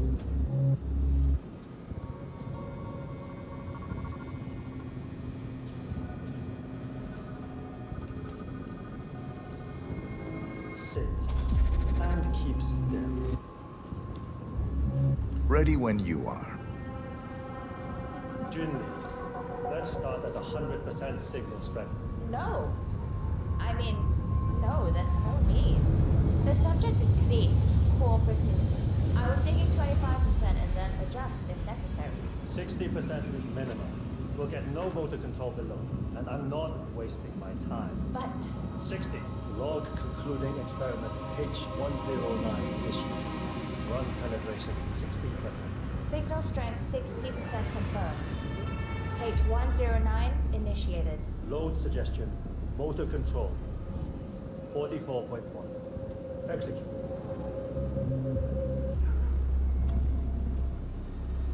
The signal's too low. Shh. The signal's too weak. We'll get nothing like this. Go to 100%. It's not safe. You've been working too hard. With your condition, it can cause you real physical harm. It's safe. You're strong. You can overcome it. 100%. Do it. Log. Continuing experiment H109. Run calibration 100%. H109 initiated at signal strength 100%. Now I'll see you. Identify impulse string. Load suggestion motor control. 44.1. Excellent.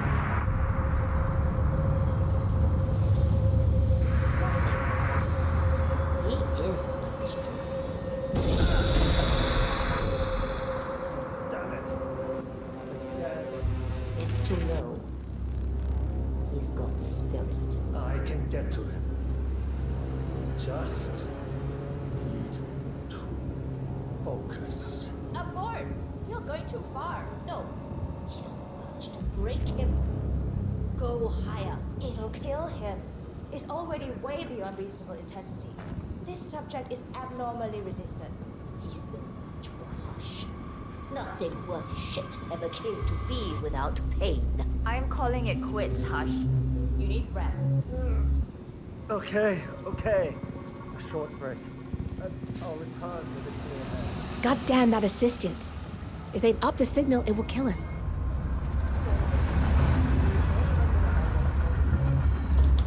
I'll stick around.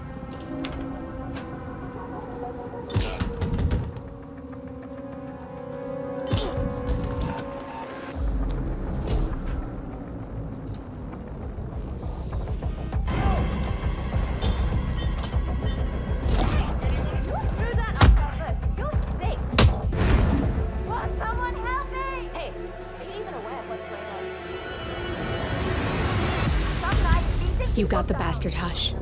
Now go get Imogen Royce and we can get to the core. I didn't get a good look. I'll look into it.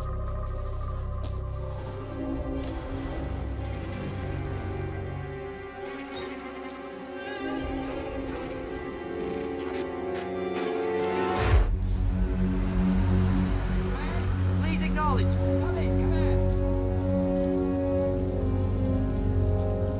Nothing at my position.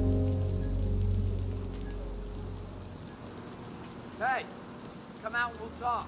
No need for any crazy stuff.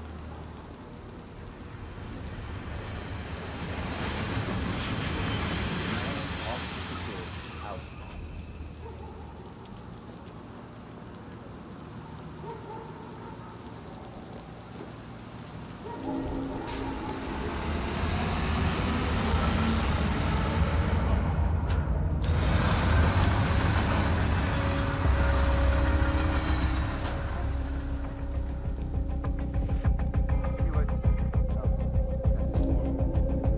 Perfect timer for rewiring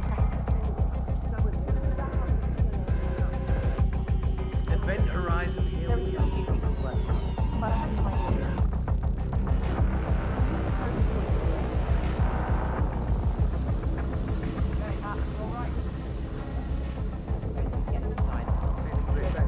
Write up your design and I'll get it.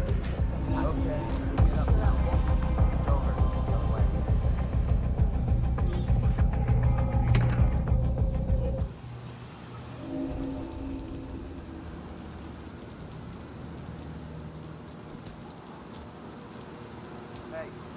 Hey, get up.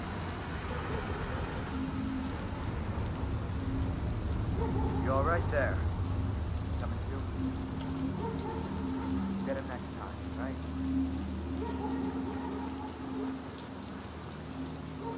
Crap.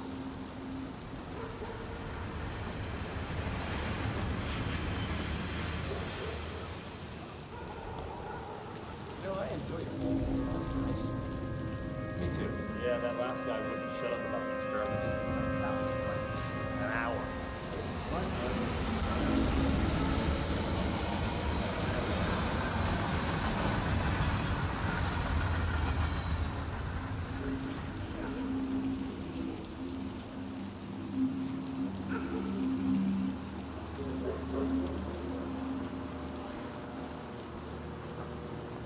Not as mine. He's weird. His commission, his project, and him being hooked up to the facility with that engine. Yeah, for real? For real. Not that big of a deal. Where we're all going.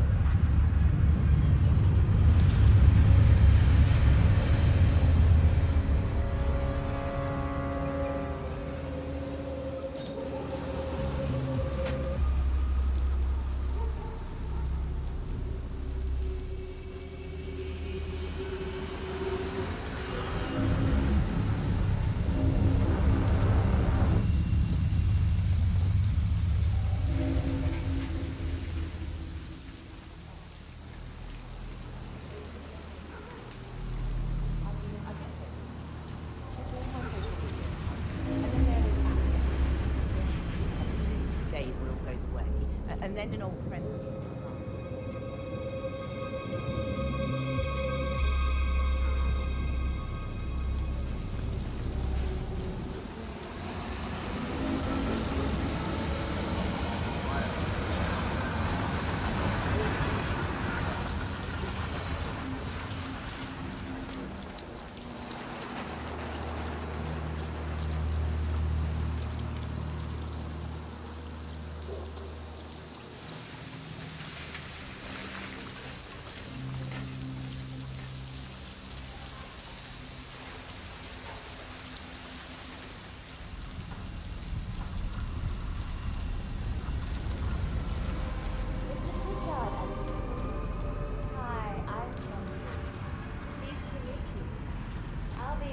To avoid their responsibility. I'm hungry and I'm tired, and I want to straighten everything out.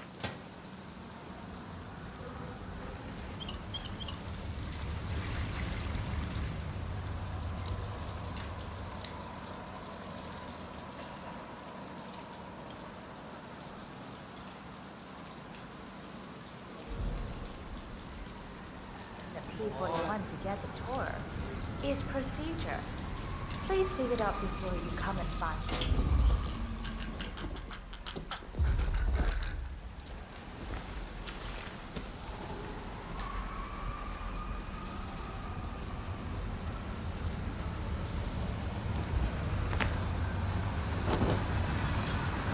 Understood. I heard about the man starving. Yes, I'll see to it.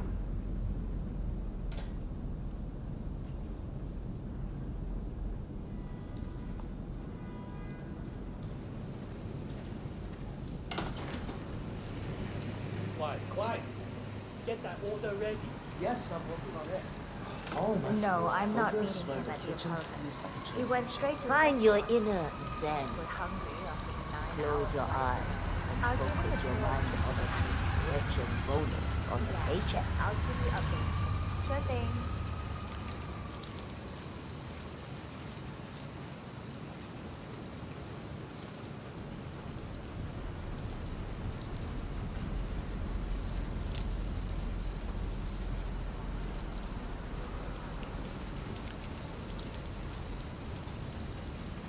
Staying here. Mr. Pritchard is in the restaurant. I don't know Hey when. there. You can go right in. I'll wait for him. No, he's lost his luggage and wants to handle that first. Of course. I will. Thank you.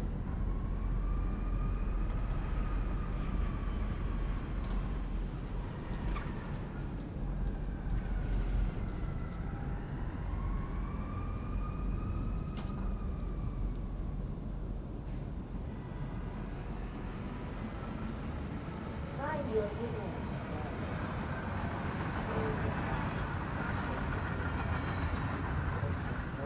on the paycheck. That's what I do. That is a calming bonus.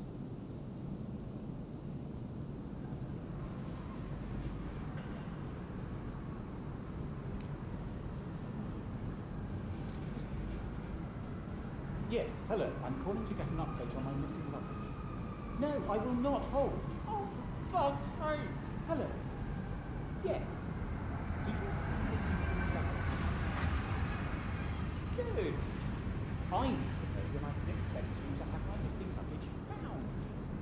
No. No hold! Oh, damn it!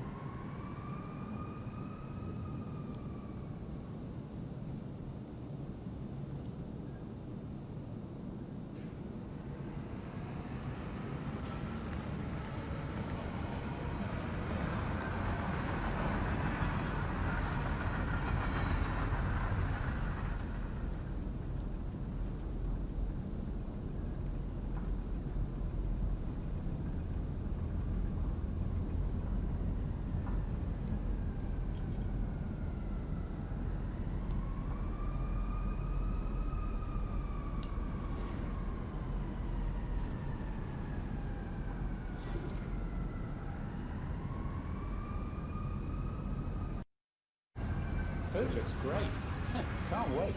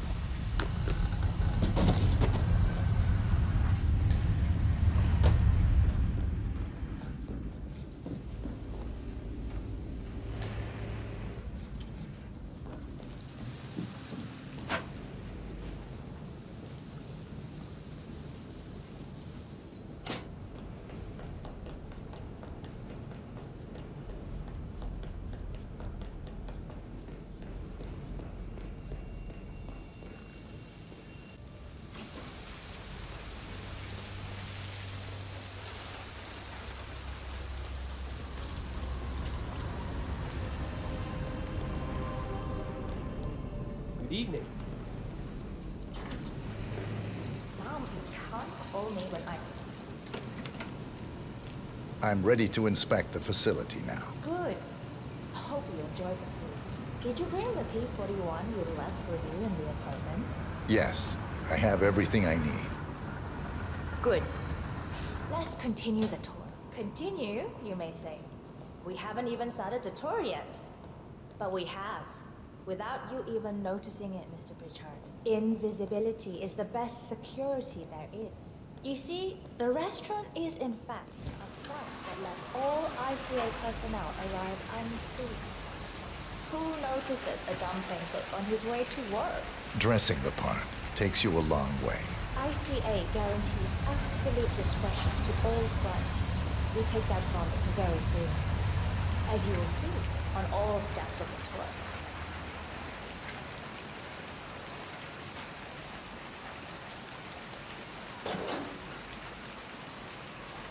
Come on, this way inside.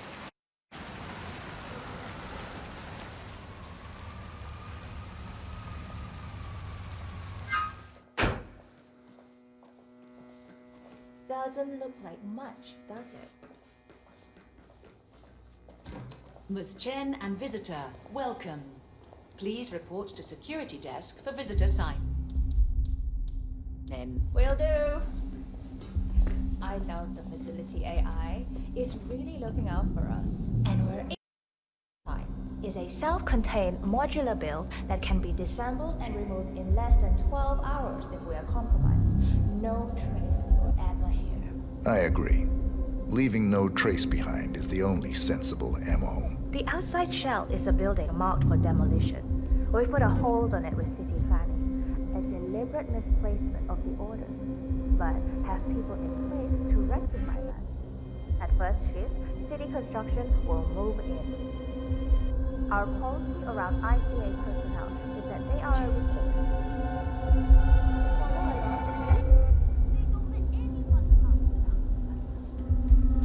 Good, you're back. Our policy around ICA personnel is that they are a resource, but also a risk. On top of contractual repercussions if breaches occur, we perform detailed vetting on everyone. The first, Blunt vetting is a frisk.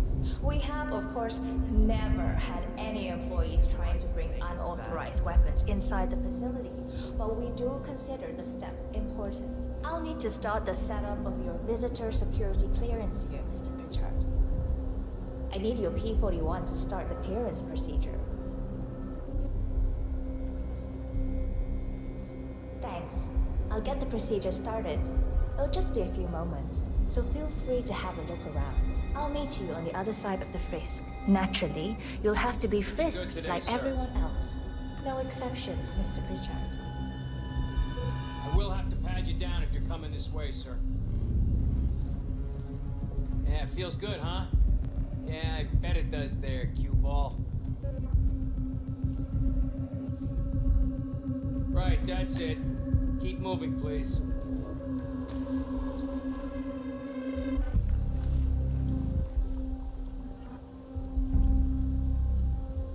Here's the P-41. Please start the authentication process for top security clearance and engage the Zero protocol. VIP? I'll get right on it.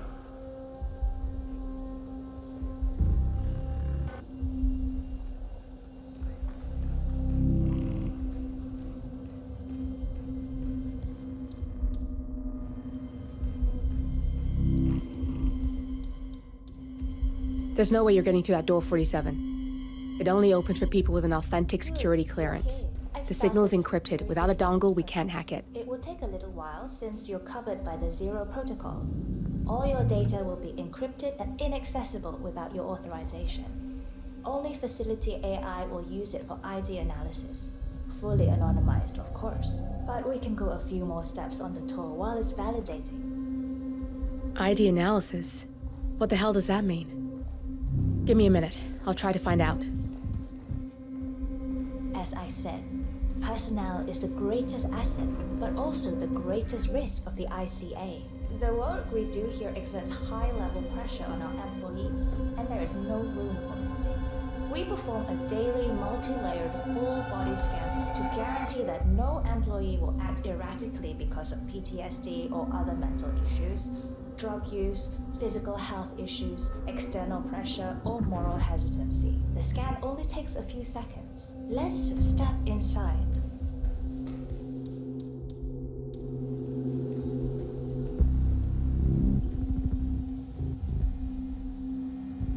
I'm sorry, but we can't proceed beyond this room until your security clearance is finalized. So why don't you have a little look around while we wait, Mr. Pritchard? It should be here shortly. Shit. We need to intercept that 47, or the facility AI will blow your cover. Get me into one of those computers and do it fast. You can use your camera to hack that panel. Access granted.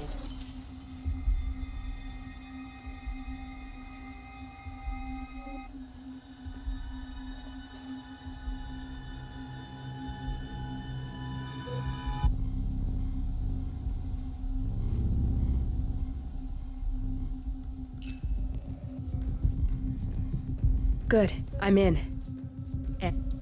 And you're safe. That was a close one.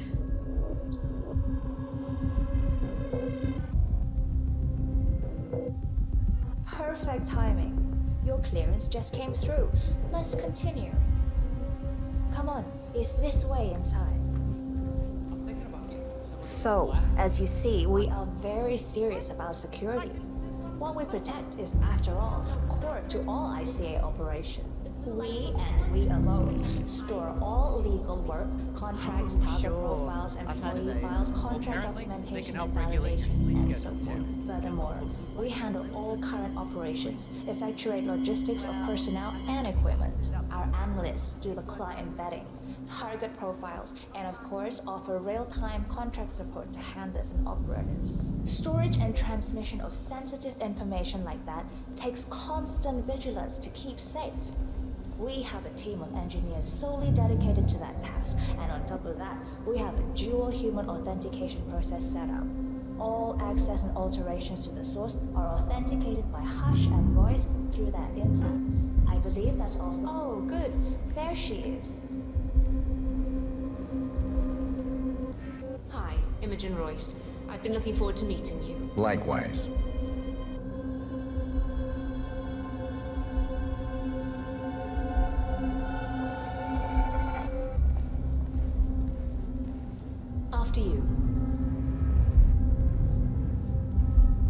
This is the blast and EMP-shielded core room, the nervous system of the ICA, where we store the past and facilitate the present. In general, only a handful of people can access this room. Hush and myself, plus bodyguards and a chosen few of the engineers. I'm the most likely person to meet in here because I perform a regular physical check-in on the core console as a supplement to the remote authentication procedure. We have a strict routine of daily core maintenance. Part of that procedure is a flash process evaporating all biological matter in the room. You can see Reed through that window. It's her job to initiate the maintenance. Don't worry, we're safe as long as the safety mechanism is engaged. Even if Reed presses the button, the procedure will not happen until we leave the core room. The doors to the core room are all equipped with... You know what? Screw this tour. I know why you're really here. Cutting to the chase, I see. Knowledge is power. More importantly, knowledge is opportunity. Let me demonstrate. You have a sixth sense for irregularities, and although Hush's recent behavior has not been reported, it has no doubt brought you here. You do have authority to shut down unwanted efforts, but at heart you are progressive and not the stickler everyone thinks you are.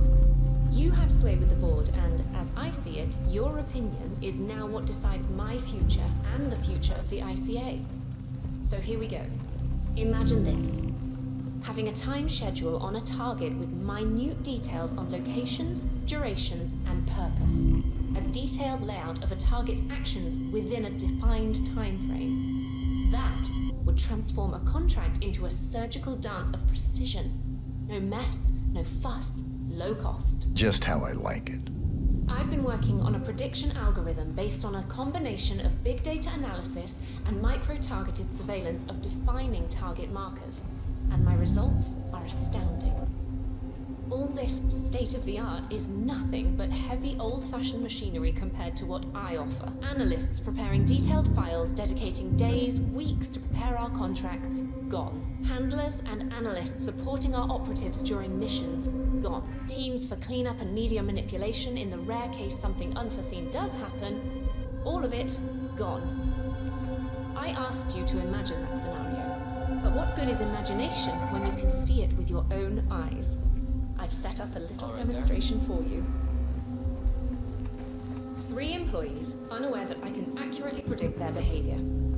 Firing them will result in an already clearly defined reaction. On the top left, we have Sharon Reed, who you saw downstairs. She is a dutiful and trusted employee.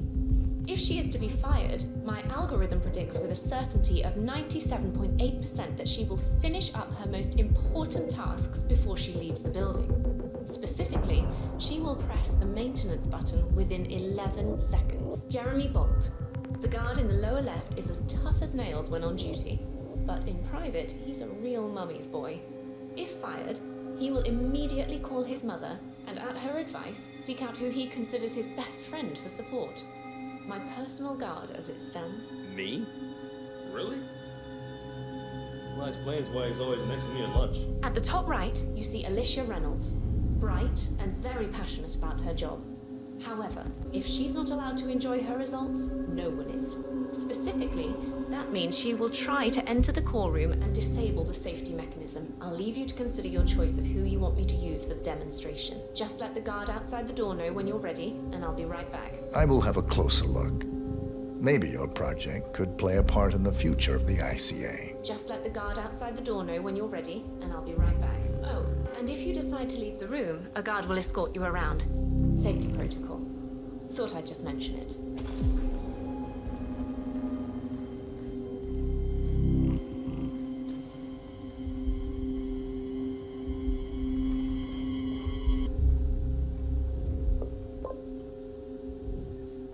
Jeremy Bolt, I regret to inform you that Code 41 is now effective for your employment status.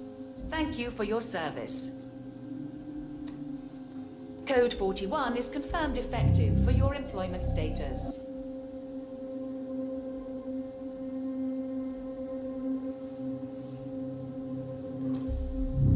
Don't mind me, sir. I'll be escorting you around. Procedure. I'm ready to see Royce now. I'll let her know. The VIP is ready to see you.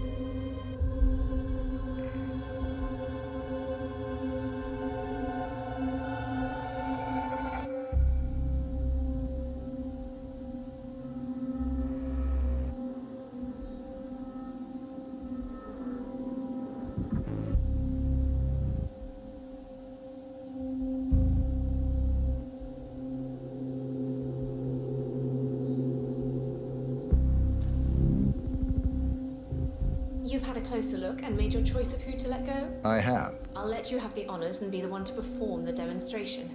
Go ahead and choose the subject. The facility AI will handle the situation. You just enjoy the show.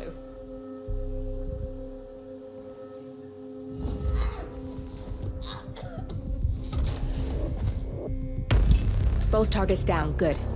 Just give me a second, and I'm in. You can now access the core 47.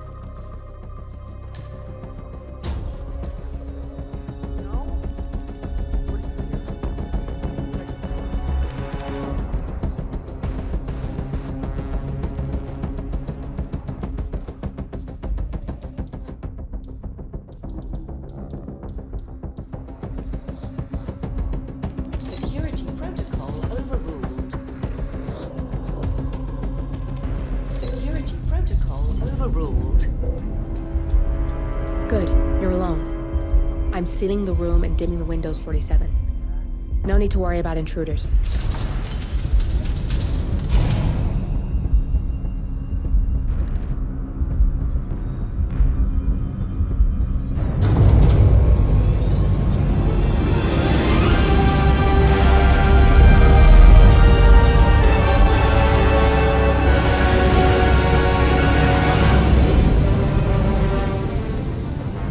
It's all here. Clients, operatives, every hit the ICA ever sanctioned. Enough to shut them down for good. But first you need to locate all files referencing Diana and yourself.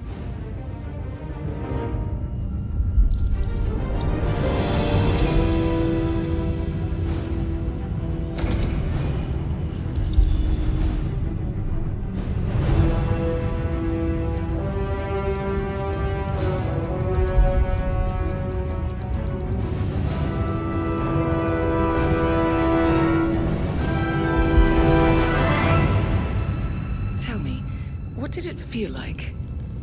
Taking lives? Random. Disorder. Well, we are here. Basic training starts at 0600 hours. I should leave you to prepare. Perhaps I see possibility where others see limitation. I choose him. The two of you go way back. I get why you want to protect her. So, wipe all the data referring to the two of you from their system before we publish the rest.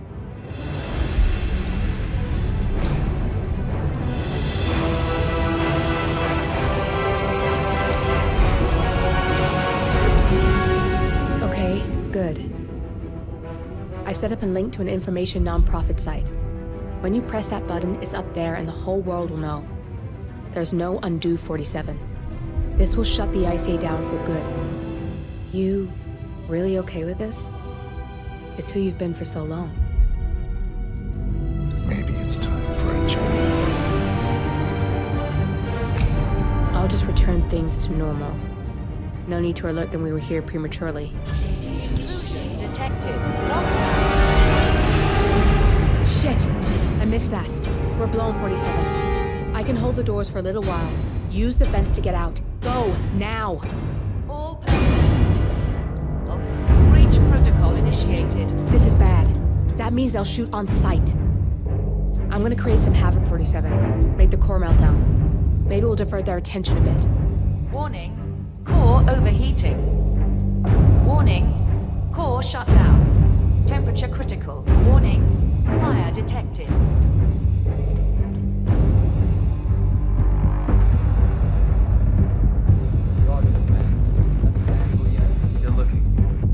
All personnel, breach protocol initiated.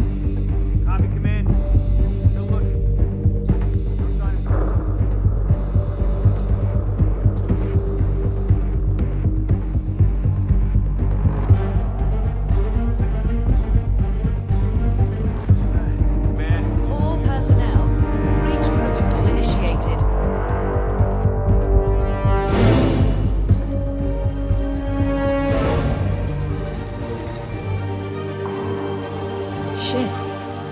That was tense, 47.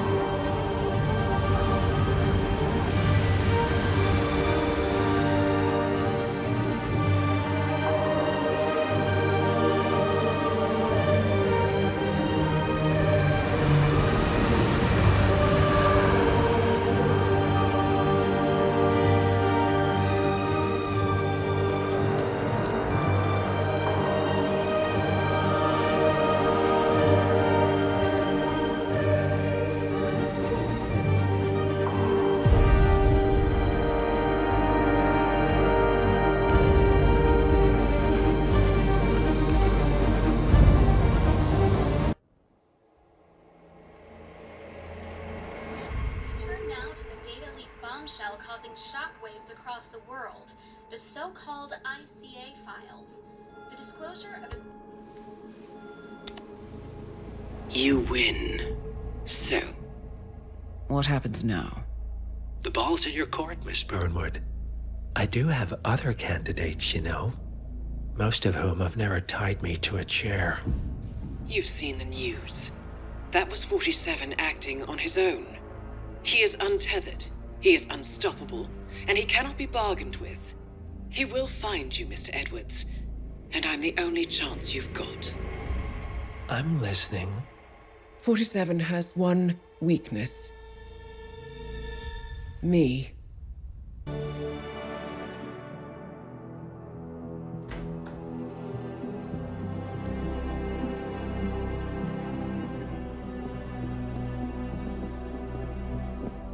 I found something. Buenos Aires International Airport this morning. Now watch this. Heralds.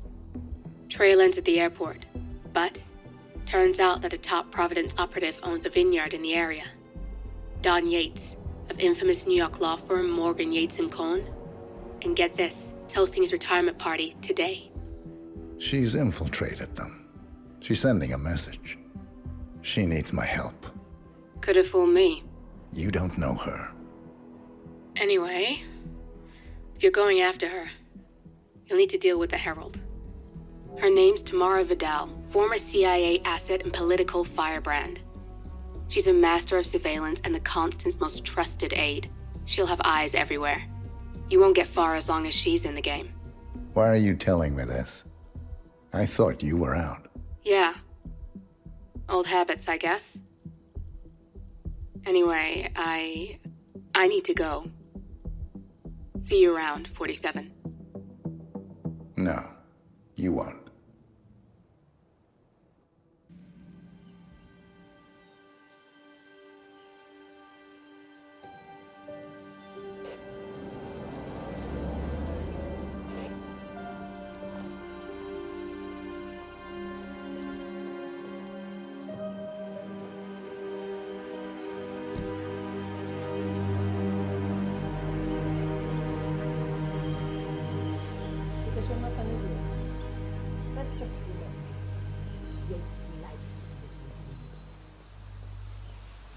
Don't be long.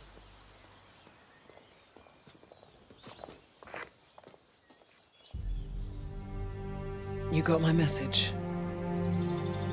You'd never get caught on camera. Not unless you wanted to be seen. So what's the play? You're not the only one who's been busy, 47. I'm this close to becoming the next Constant. I'll be able to dismantle Providence from the inside. Only one man stands in my way. Don Yates. That weasel was the partner's legal counsel for years. He's the top candidate. But remove him from the playing field. It won't work. If Edward suspects... I will convince him you acted alone. Retaliation for Grey. Trust me, I know what I'm doing. The Herald, Tamara Vidal.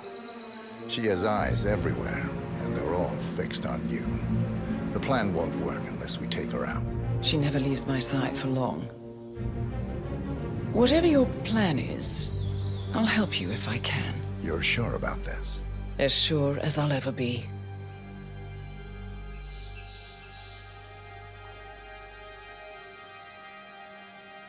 Here, I got you an invitation, just like old times.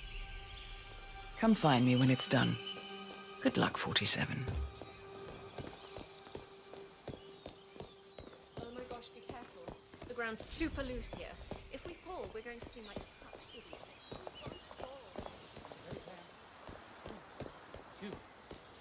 Valentina must be over the moon without dogs and down. She's been living alone here for what? Where exactly? Bienvenidos to Viñeda Yates, señor. May I see your invitation, please? Gracias, señor. Enjoy the party. Evening, senor. Would you care for an aperitif? That extra security detail was driving my point. Hey there.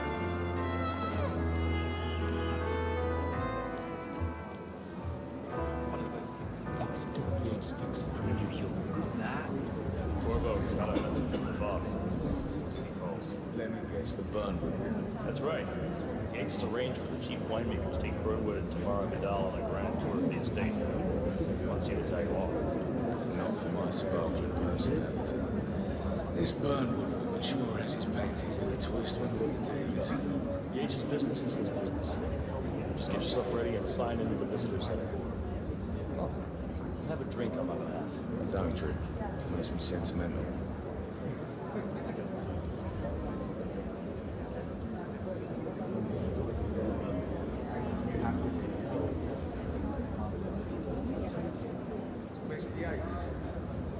Yeah. You mind telling me what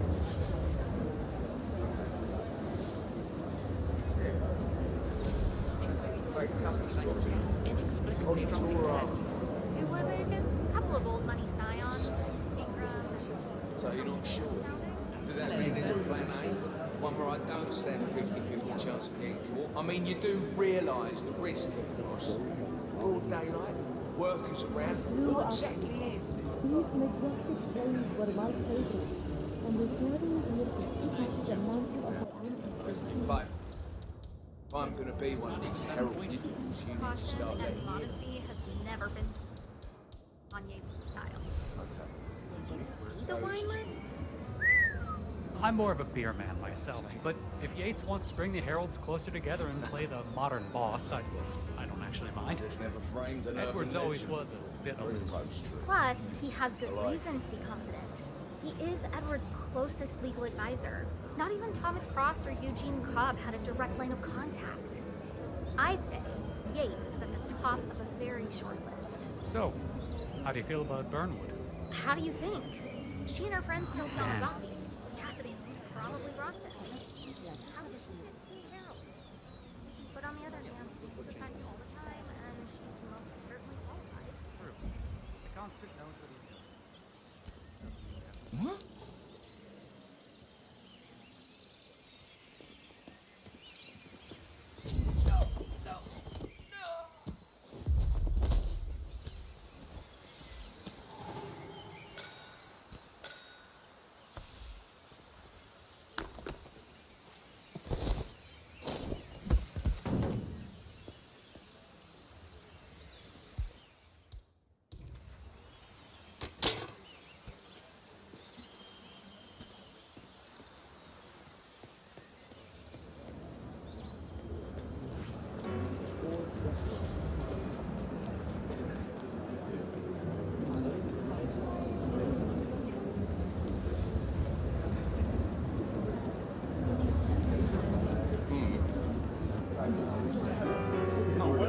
Corvo Black.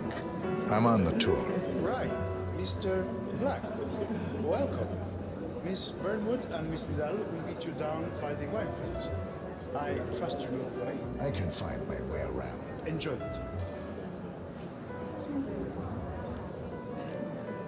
One of the most gifted surveillance.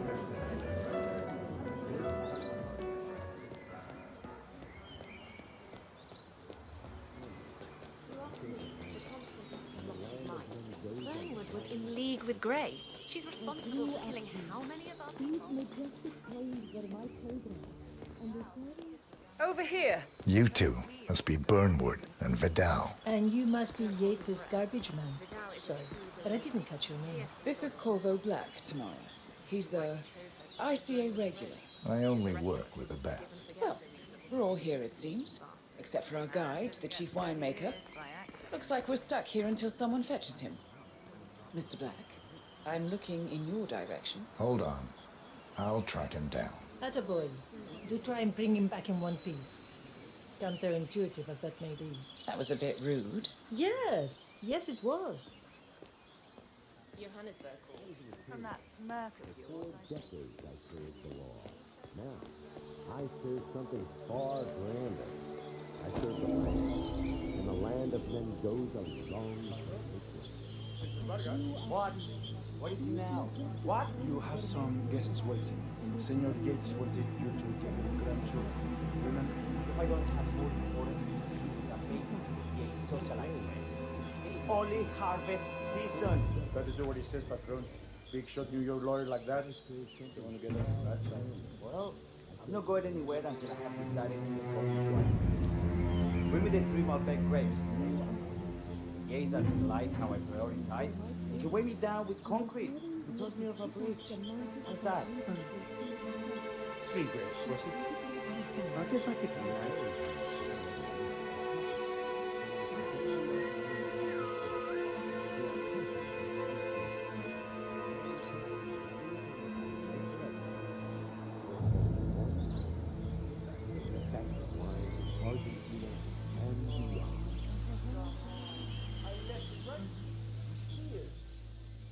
Seriously, who takes it?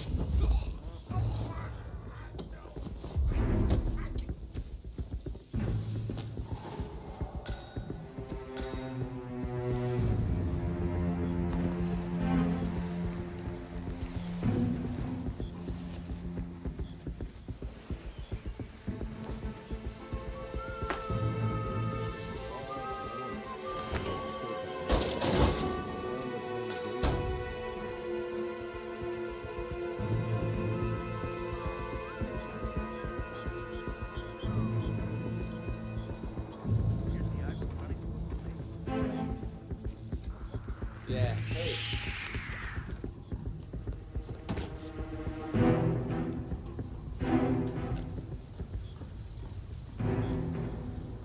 Honey, I'm so sorry. I don't know. I think I had too many drinks and all of a sudden I just woke up and here I was in a hotel room with two women I didn't know. But I swear to you that I didn't do anything. Not that I know.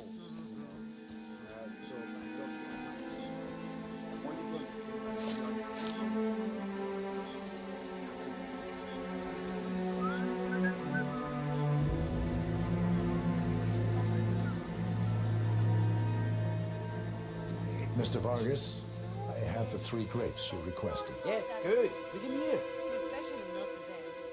So depressing. Now, let's see. A lovely inky black color. Good size, large and firm. Seeds brown. Excellent. Finally, taste. Sweet, flavorful, with tannins. Some floral notes. Marvelous.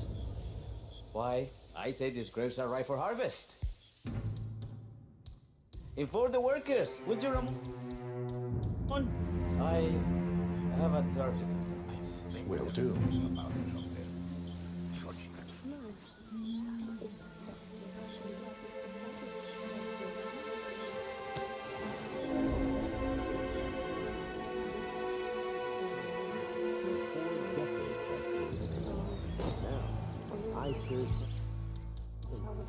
I was an attorney for 4 decades.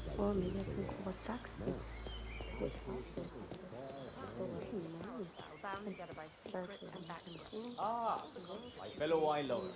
Hello. Welcome to Victoria Yates. I do apologize for the delay. The Malbec grape is a demanding mistress. So, I am Gabriel Vargas, chief winemaker, and I will be your tour guide. Any questions before we start? Yes, but you're not going to like them. We're good. Lead the way, Senor Vargas. Wonderful. Follow me. These are busy times. In fact, We're just about to harvest this year's crop. Great expectations.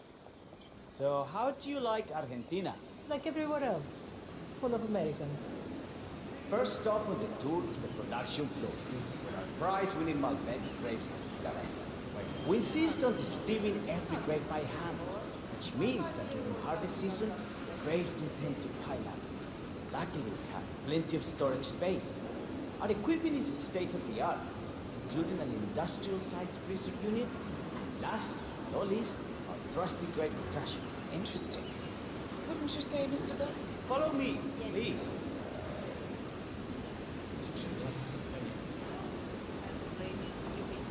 Are you a wine man, Black? Somehow you don't seem the type.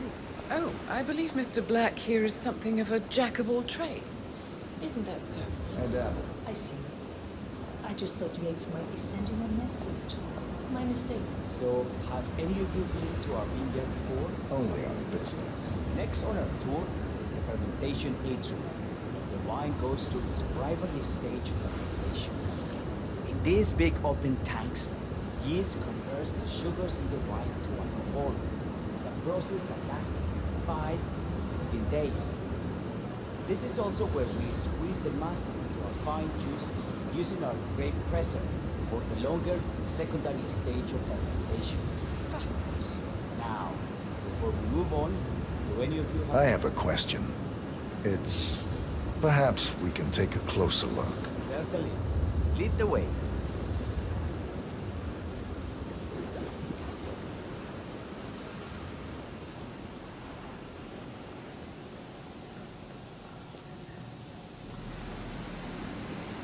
Now, the temperature and humidity in the barrel room is over.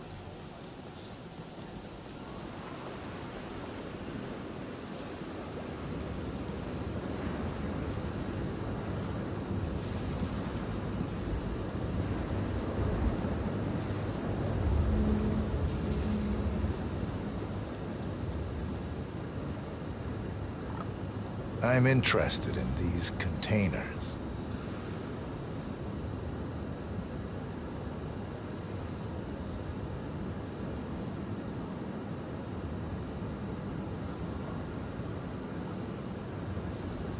Ah, yes. Our last fermentation tank was constructed from solid French oak, and each contained up to 500 gallons of grey must. Interesting. Are those cooling circuits? They are indeed, Senora. The cooling system allows us to fine-tune the entire process. Temperature, humidity levels, etc. Our goal here at Mira Yates is quite simple. The state-of-the-art winemaking facility to our carefully nurtured grape stock, handpicked with loving care by local experts. We have only one purpose: to make the best vinos in Argentina and beyond. Well, looks like an accident waiting to happen. Occupational hazard. Hey, Burnwood?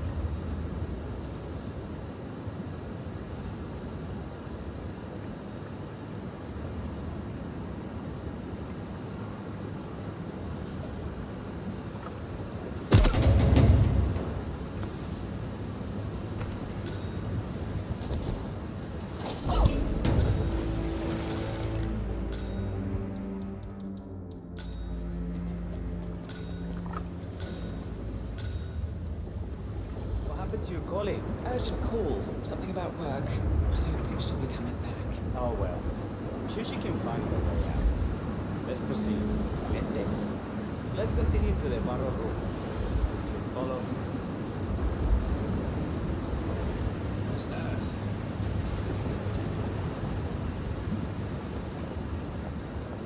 So, are you associates of Mr. Yates? You might say we run the same circles. Law and order. Must be very exciting. It's about 99% preparation. And so we arrive to our final stop, the barrel room. This is where we store the wine during the secondary stage of fermentation. The area behind the glass is where we keep our most precious bottles, including a 1945 Grand Paladin, the most expensive wine in existence. The access doors, which are made from ballistic glass, can only be unlocked from the security room high above our heads. Remarkable. Here comes Senor Yates now. Shall leave you in his capable hands. How reassuring. Ah, Miss Burnwood, is it not? Don Yates, pleased to meet you. You come very highly recommended. As Chief of the Heralds, let me be the first to say welcome aboard. Why, thank you, Mr. Yates. Rest assured that I will be following your every lead. Very closely. Say, that reminds me. We're about to have a little Herald get-together up at the house. Just a modest toast to celebrate my forthcoming inauguration as constant. You are, of course, most welcome to join us. I believe you should make a fine once the training wheels are off. I wouldn't miss it for the world. Capital. Right this way, into the lion's den. Why don't you take a break, Corvo? We're done here for now, I think. Oh, but don't go too far. I may still need your services later. I'll be closer than you think. Oh, almost forgot.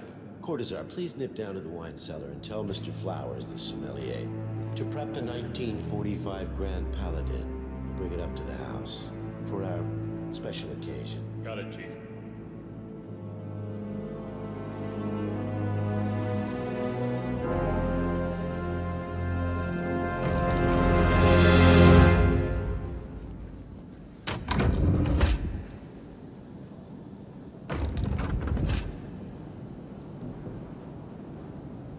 Flowers. Mr. Yates wants the 1945 Grand Paladin brought up to the house. Special occasion. What, did aliens land on the front lawn? Have the ghosts of Jesus, John Lennon and Ava Perón unexpectedly come for dinner? Out here, what could possibly be so special? Above your clearance, Flowers. Just fetch it already. Fine. What's the passcode again? Last year of World War II. You have to look it up? Shame on you.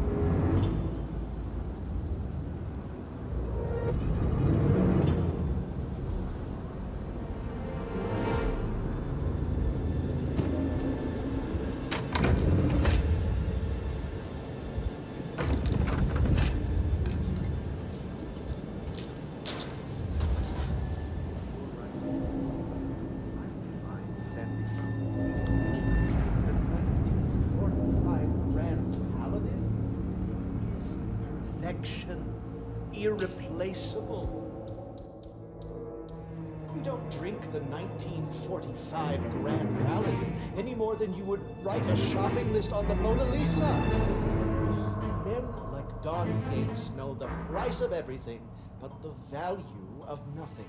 I am sorry, Patron. Say, what if we exchanged the labels? Served him a different wine? Ah, you are devious, Santino. But if Mr. Yates wishes to destroy something beautiful, I will not stand in his way. That is between him and his creator. How did he even get his hands on a bottle? I hear the last of the 45s was sold to Sheikh Omar Al-Ghazali for $600,000. Most expensive bottle ever sold. Ah, yes. A curious story. See, that bottle you refer to came from a case of 12. Which were recovered from a sunken Carlisle shipping container that went down in the South China Sea during the final days of World War II. Now, of those 12, only 5 were raised intact. Al-Ghazali bought one under great media coverage, while the others simply disappeared, quietly obtained by some clandestine private collector. Until one of the bottles was donated to Mr. Yates by Byron Washington, CEO of the Pax Mundus Foundation, as a reward for winning a court case. Now, Byron's twin daughters were treasure hunters, so that explains how he managed to get first pick.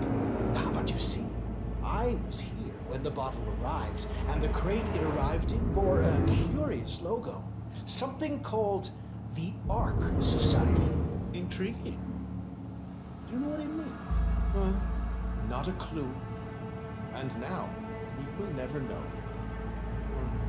But don't get attached, Santino. For all fine things in life are transient.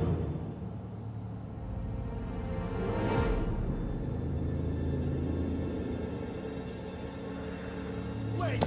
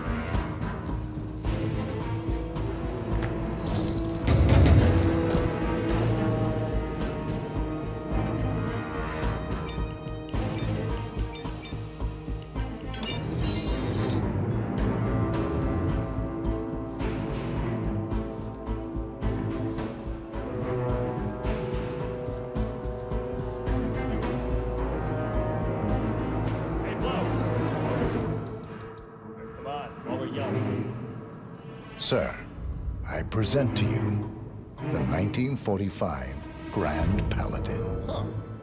Somehow I thought it'd be bigger. Cauliflowers. Guess you're ready.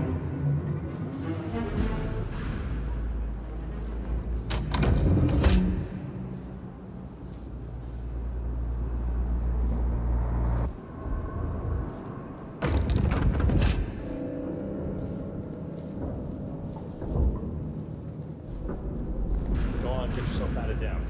We're still on alert from all those big shot CEOs getting offed. If you want to come through, I'm gonna need to pat you down. That's good. Keep those arms there. Don't move. If I find something, I'm gonna crucify you. Okay, everything seems to be in order.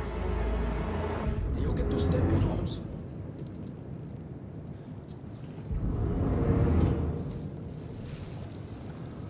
So here's the deal, Flowers. The boss is having a powwow with some employees, and discretion is the name of the game. I'm sure you figured that out already, you being a stall and all. Don't discuss, disclose, or hell, even contemplate what goes down. Just set your mind to wool-gathering mode. You think you can do that for me, Flowers? Worry not, Mr. Cortazar. I'm the very soul of discretion. Good man.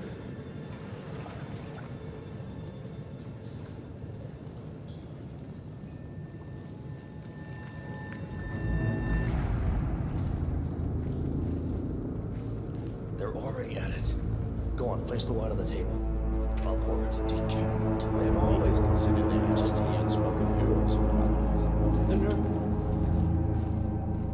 Ah, ladies and gentlemen, Mr. Flowers, our resident sommelier. I believe he has brought us something quite special. Perhaps you will educate us, Mr. Flowers. This is the 1945 Grand Paladin. One of only 5 bottles in existence. The vintage is legendary, the proverbial unicorn wine. The year was hot, the wine's super concentrated, and thanks to hail and frost, the production was small. Only 300 bottles were ever produced. And when the vineyard was bombed during the closing days of World War II, only a single crate survived. It is said to have amazingly complex aromas with long, savory layers of fruit and spice flavors and a silky texture. Enjoy. Wonderful. Thank you, Mr. Flowers. Feel free to stick around in case our guests have questions. This wine was gifted to me by the Art Society in acknowledgement of my firm's legal services. It stands as a powerful reminder that Providence draws its strength not from force, but from partnership. We are but a few, and yet together we are unstoppable because we stand united. My friends, Oh, hey. loyalty You're the guy from the website? which is why we cannot allow traitors into our ranks. Ah, yes. Here it comes. This woman has waged bloody war on us. More than a dozen heralds and operatives dead. Your colleagues and client, my friend, Ken Morgan. Not to mention the partners themselves, our founders, our benefactors. Make no mistake, this woman's hands are soaked in blood. Our blood. And Arthur Edwards, the new supreme head of Providence, is handing her the keys to the kingdom. Now, does that seem right to you, my friends? Does that sound like loyalty? Yes. Perhaps Edwards simply recognizes talent when he sees it. Perhaps this is why I am also in the running to become constant. And following this childish outburst, I dare say I am in the lead. Dawn. You're lying, of course, which only proves my point. You gotta be trusted, Miss Burnwood. This woman will be our downfall. That is, unless we take matters into our own hands. You are heralds, sworn to protect Providence against all threats, including inside ones. I have devised a plan. Together we can make it work, but you have to decide now, my friends. Are you with me? I agree. Yes. Yes. Yes. Yes.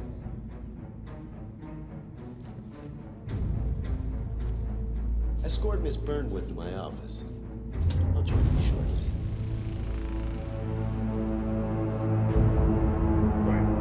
Move in, let's go.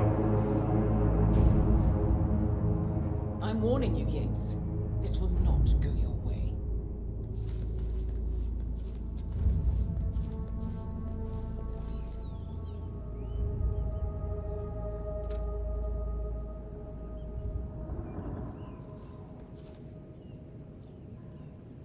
We need to get our stories straight. Diana Burnwood died today by the hand of her rogue.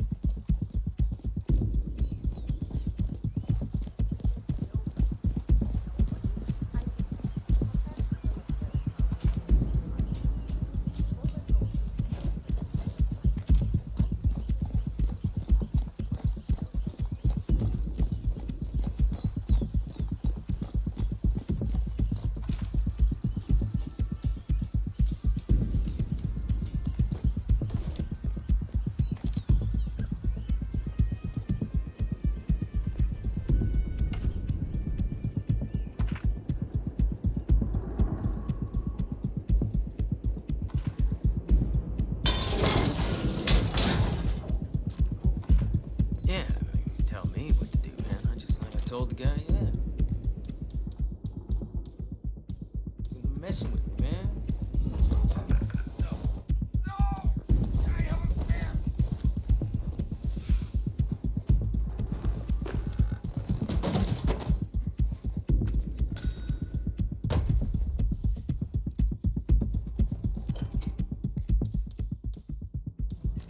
Took you long enough. Quick, clear the floor and get yourself a guard outfit. Yates won't be long.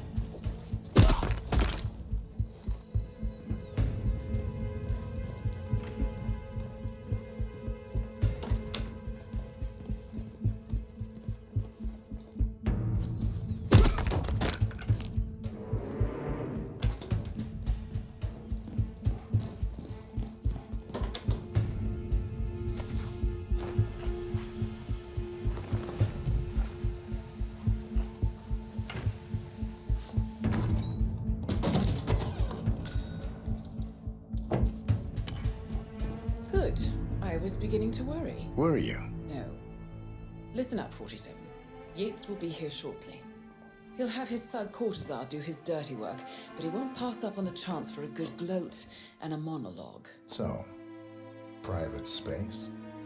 Kill room decor? Exactly. We won't get another shot at this. Now sit down and blend in.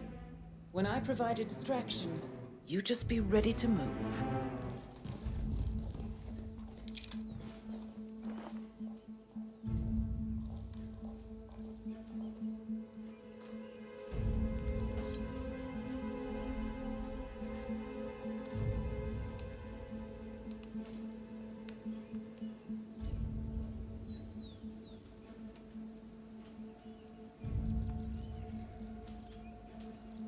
Corvo, pick up your damn phone. Plan B is a go. I repeat, Plan B is a go. Start prepping a crime scene like we discussed. Remote, staged accident. Cortazar will bring the package. Get it done.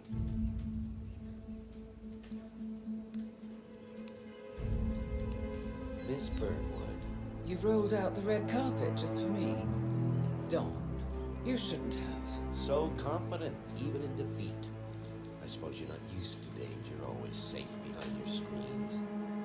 Just tell me one thing before we part ways. Why me? Why you? Why would Edwards trust you? Please.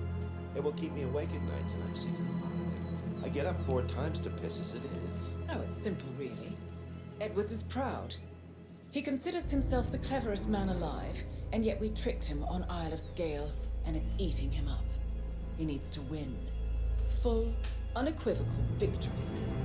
My recruitment was just the feather in his cap. By the way, you were right about one thing.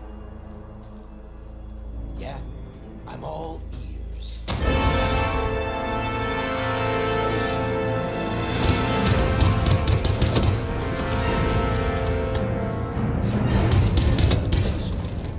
Your instincts were dead on. I will be constant now. And I will make it my mission to tear down Providence brick by brick. Finish it. Such a good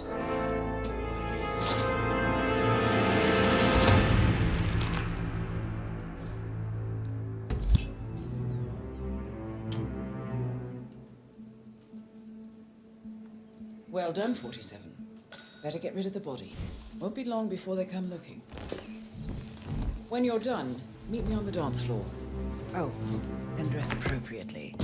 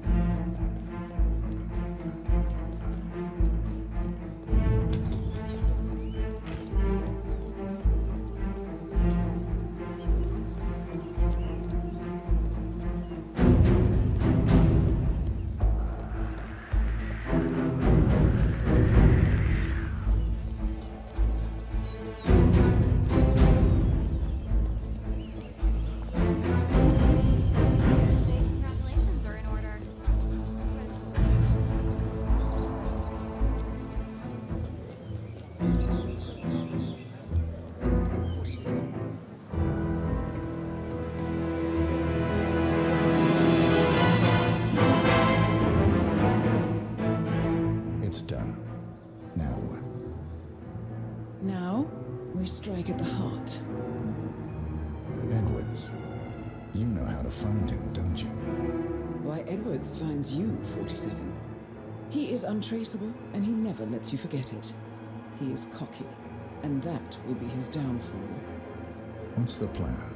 Too many eyes. Meet me at the Olive Grove at sunset. One last tango, 47.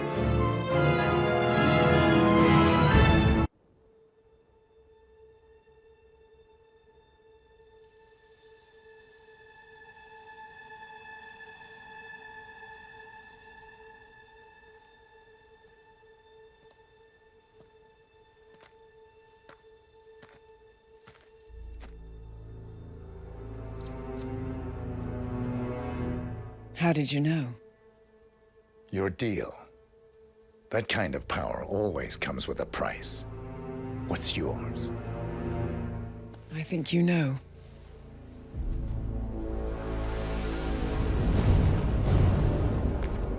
I am sorry. This is a necessary evil. What have you done? Ether brand's neurotoxin transfers by touch. See, Edwards learns by his mistakes, 47. And as you've clearly demonstrated, brute force is futile. It had to be me. It was the only way. To get this close. My family. I know what you did. After all these years, I finally know. I am sorry.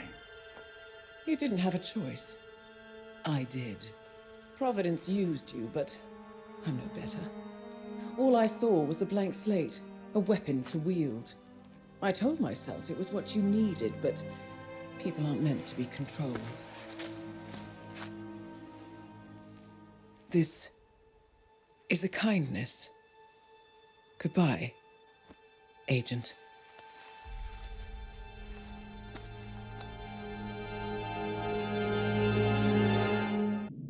Are you still here?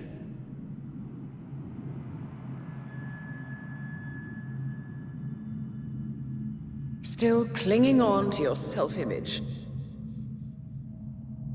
Agent 47, the apex predator.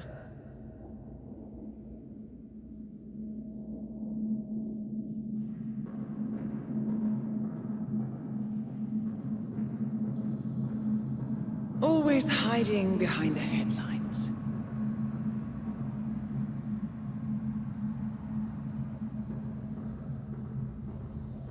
Was perfection its own justification? Or a willful distraction? A wall built contract by contract to shield you from the uncomfortable truth. You're exactly the tool they bred you to be.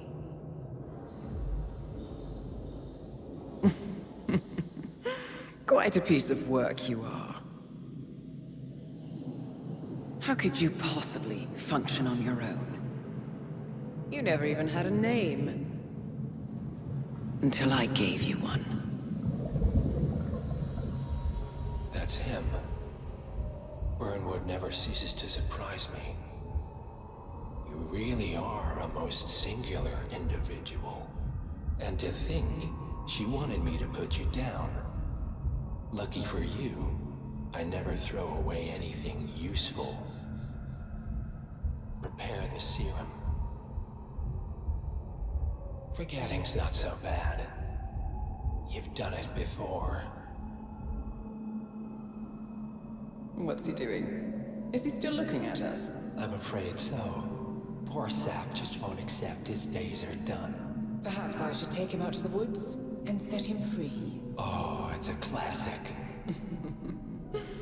He was a loyal tool. But everything goes the way of the horse and cart eventually.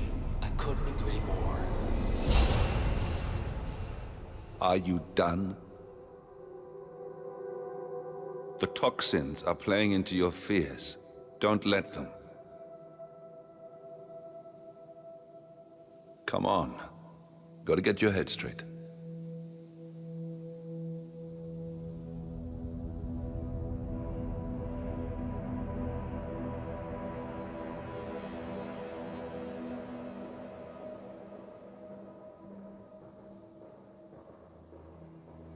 She wants me dead. She has every right to after what we did. But that's not what is really going on. She chose power. In the end, she was just like them. No. She found a way to turn Edward's own cleverness against him. The rest is up to you. I don't know how. You do know.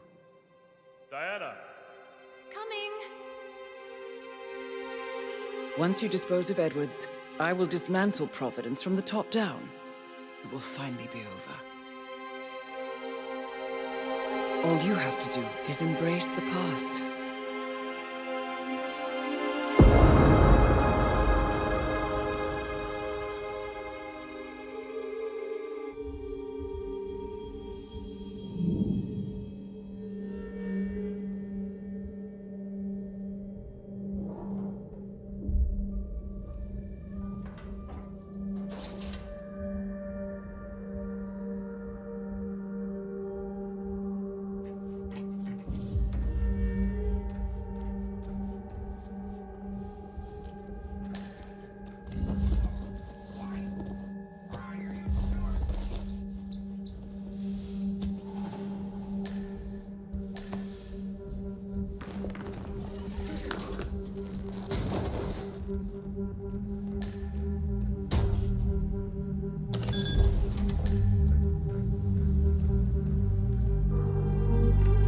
We need to find a catchy name for it. For when we go commercial, I mean. You figure this thing has commercial application? Who'd want to have their minds wiped?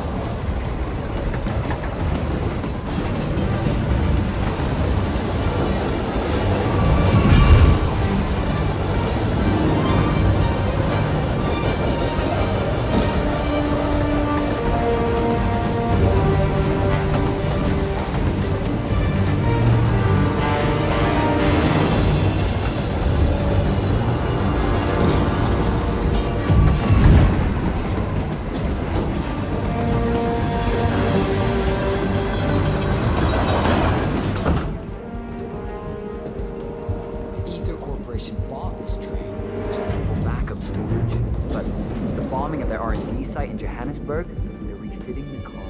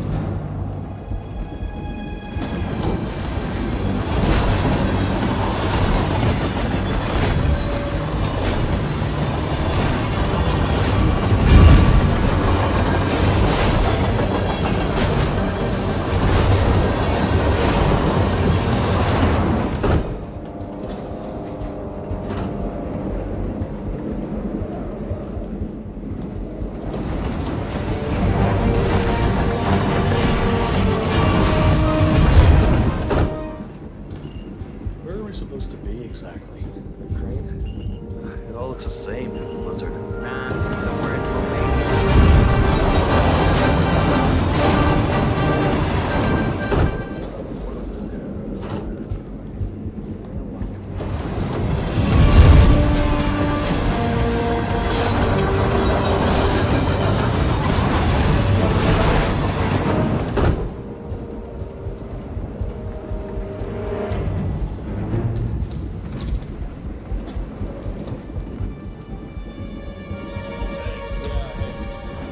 Can you grab me a soda or something? Whenever you're back.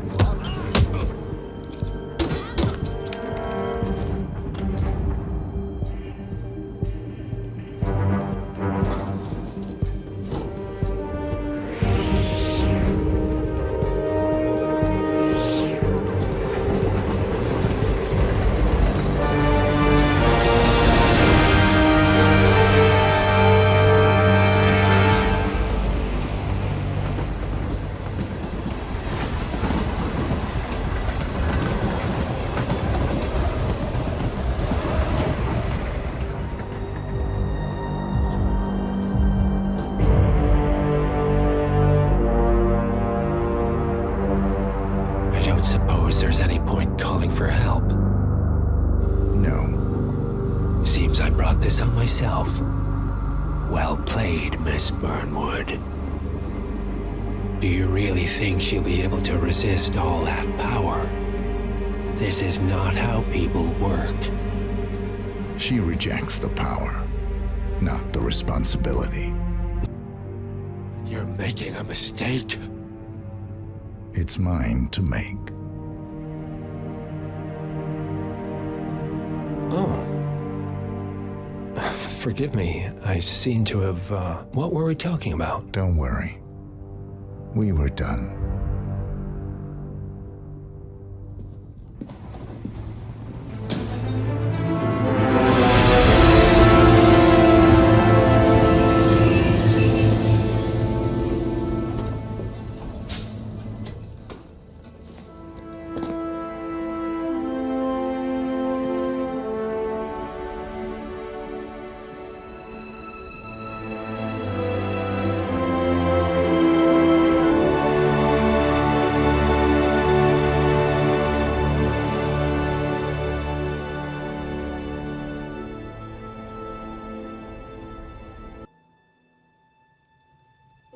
Resignations at the top level of international finance continues as Milton Fitzpatrick CEO Alexander Fannin joins the president of Hamson Oil, while Newtown is campaigning on a step down.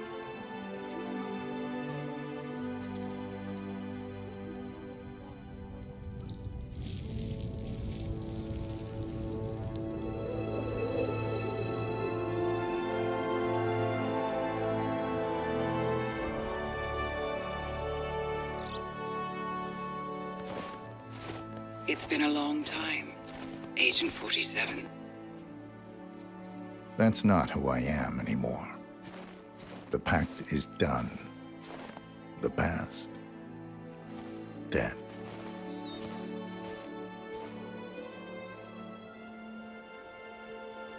And yet, here you are.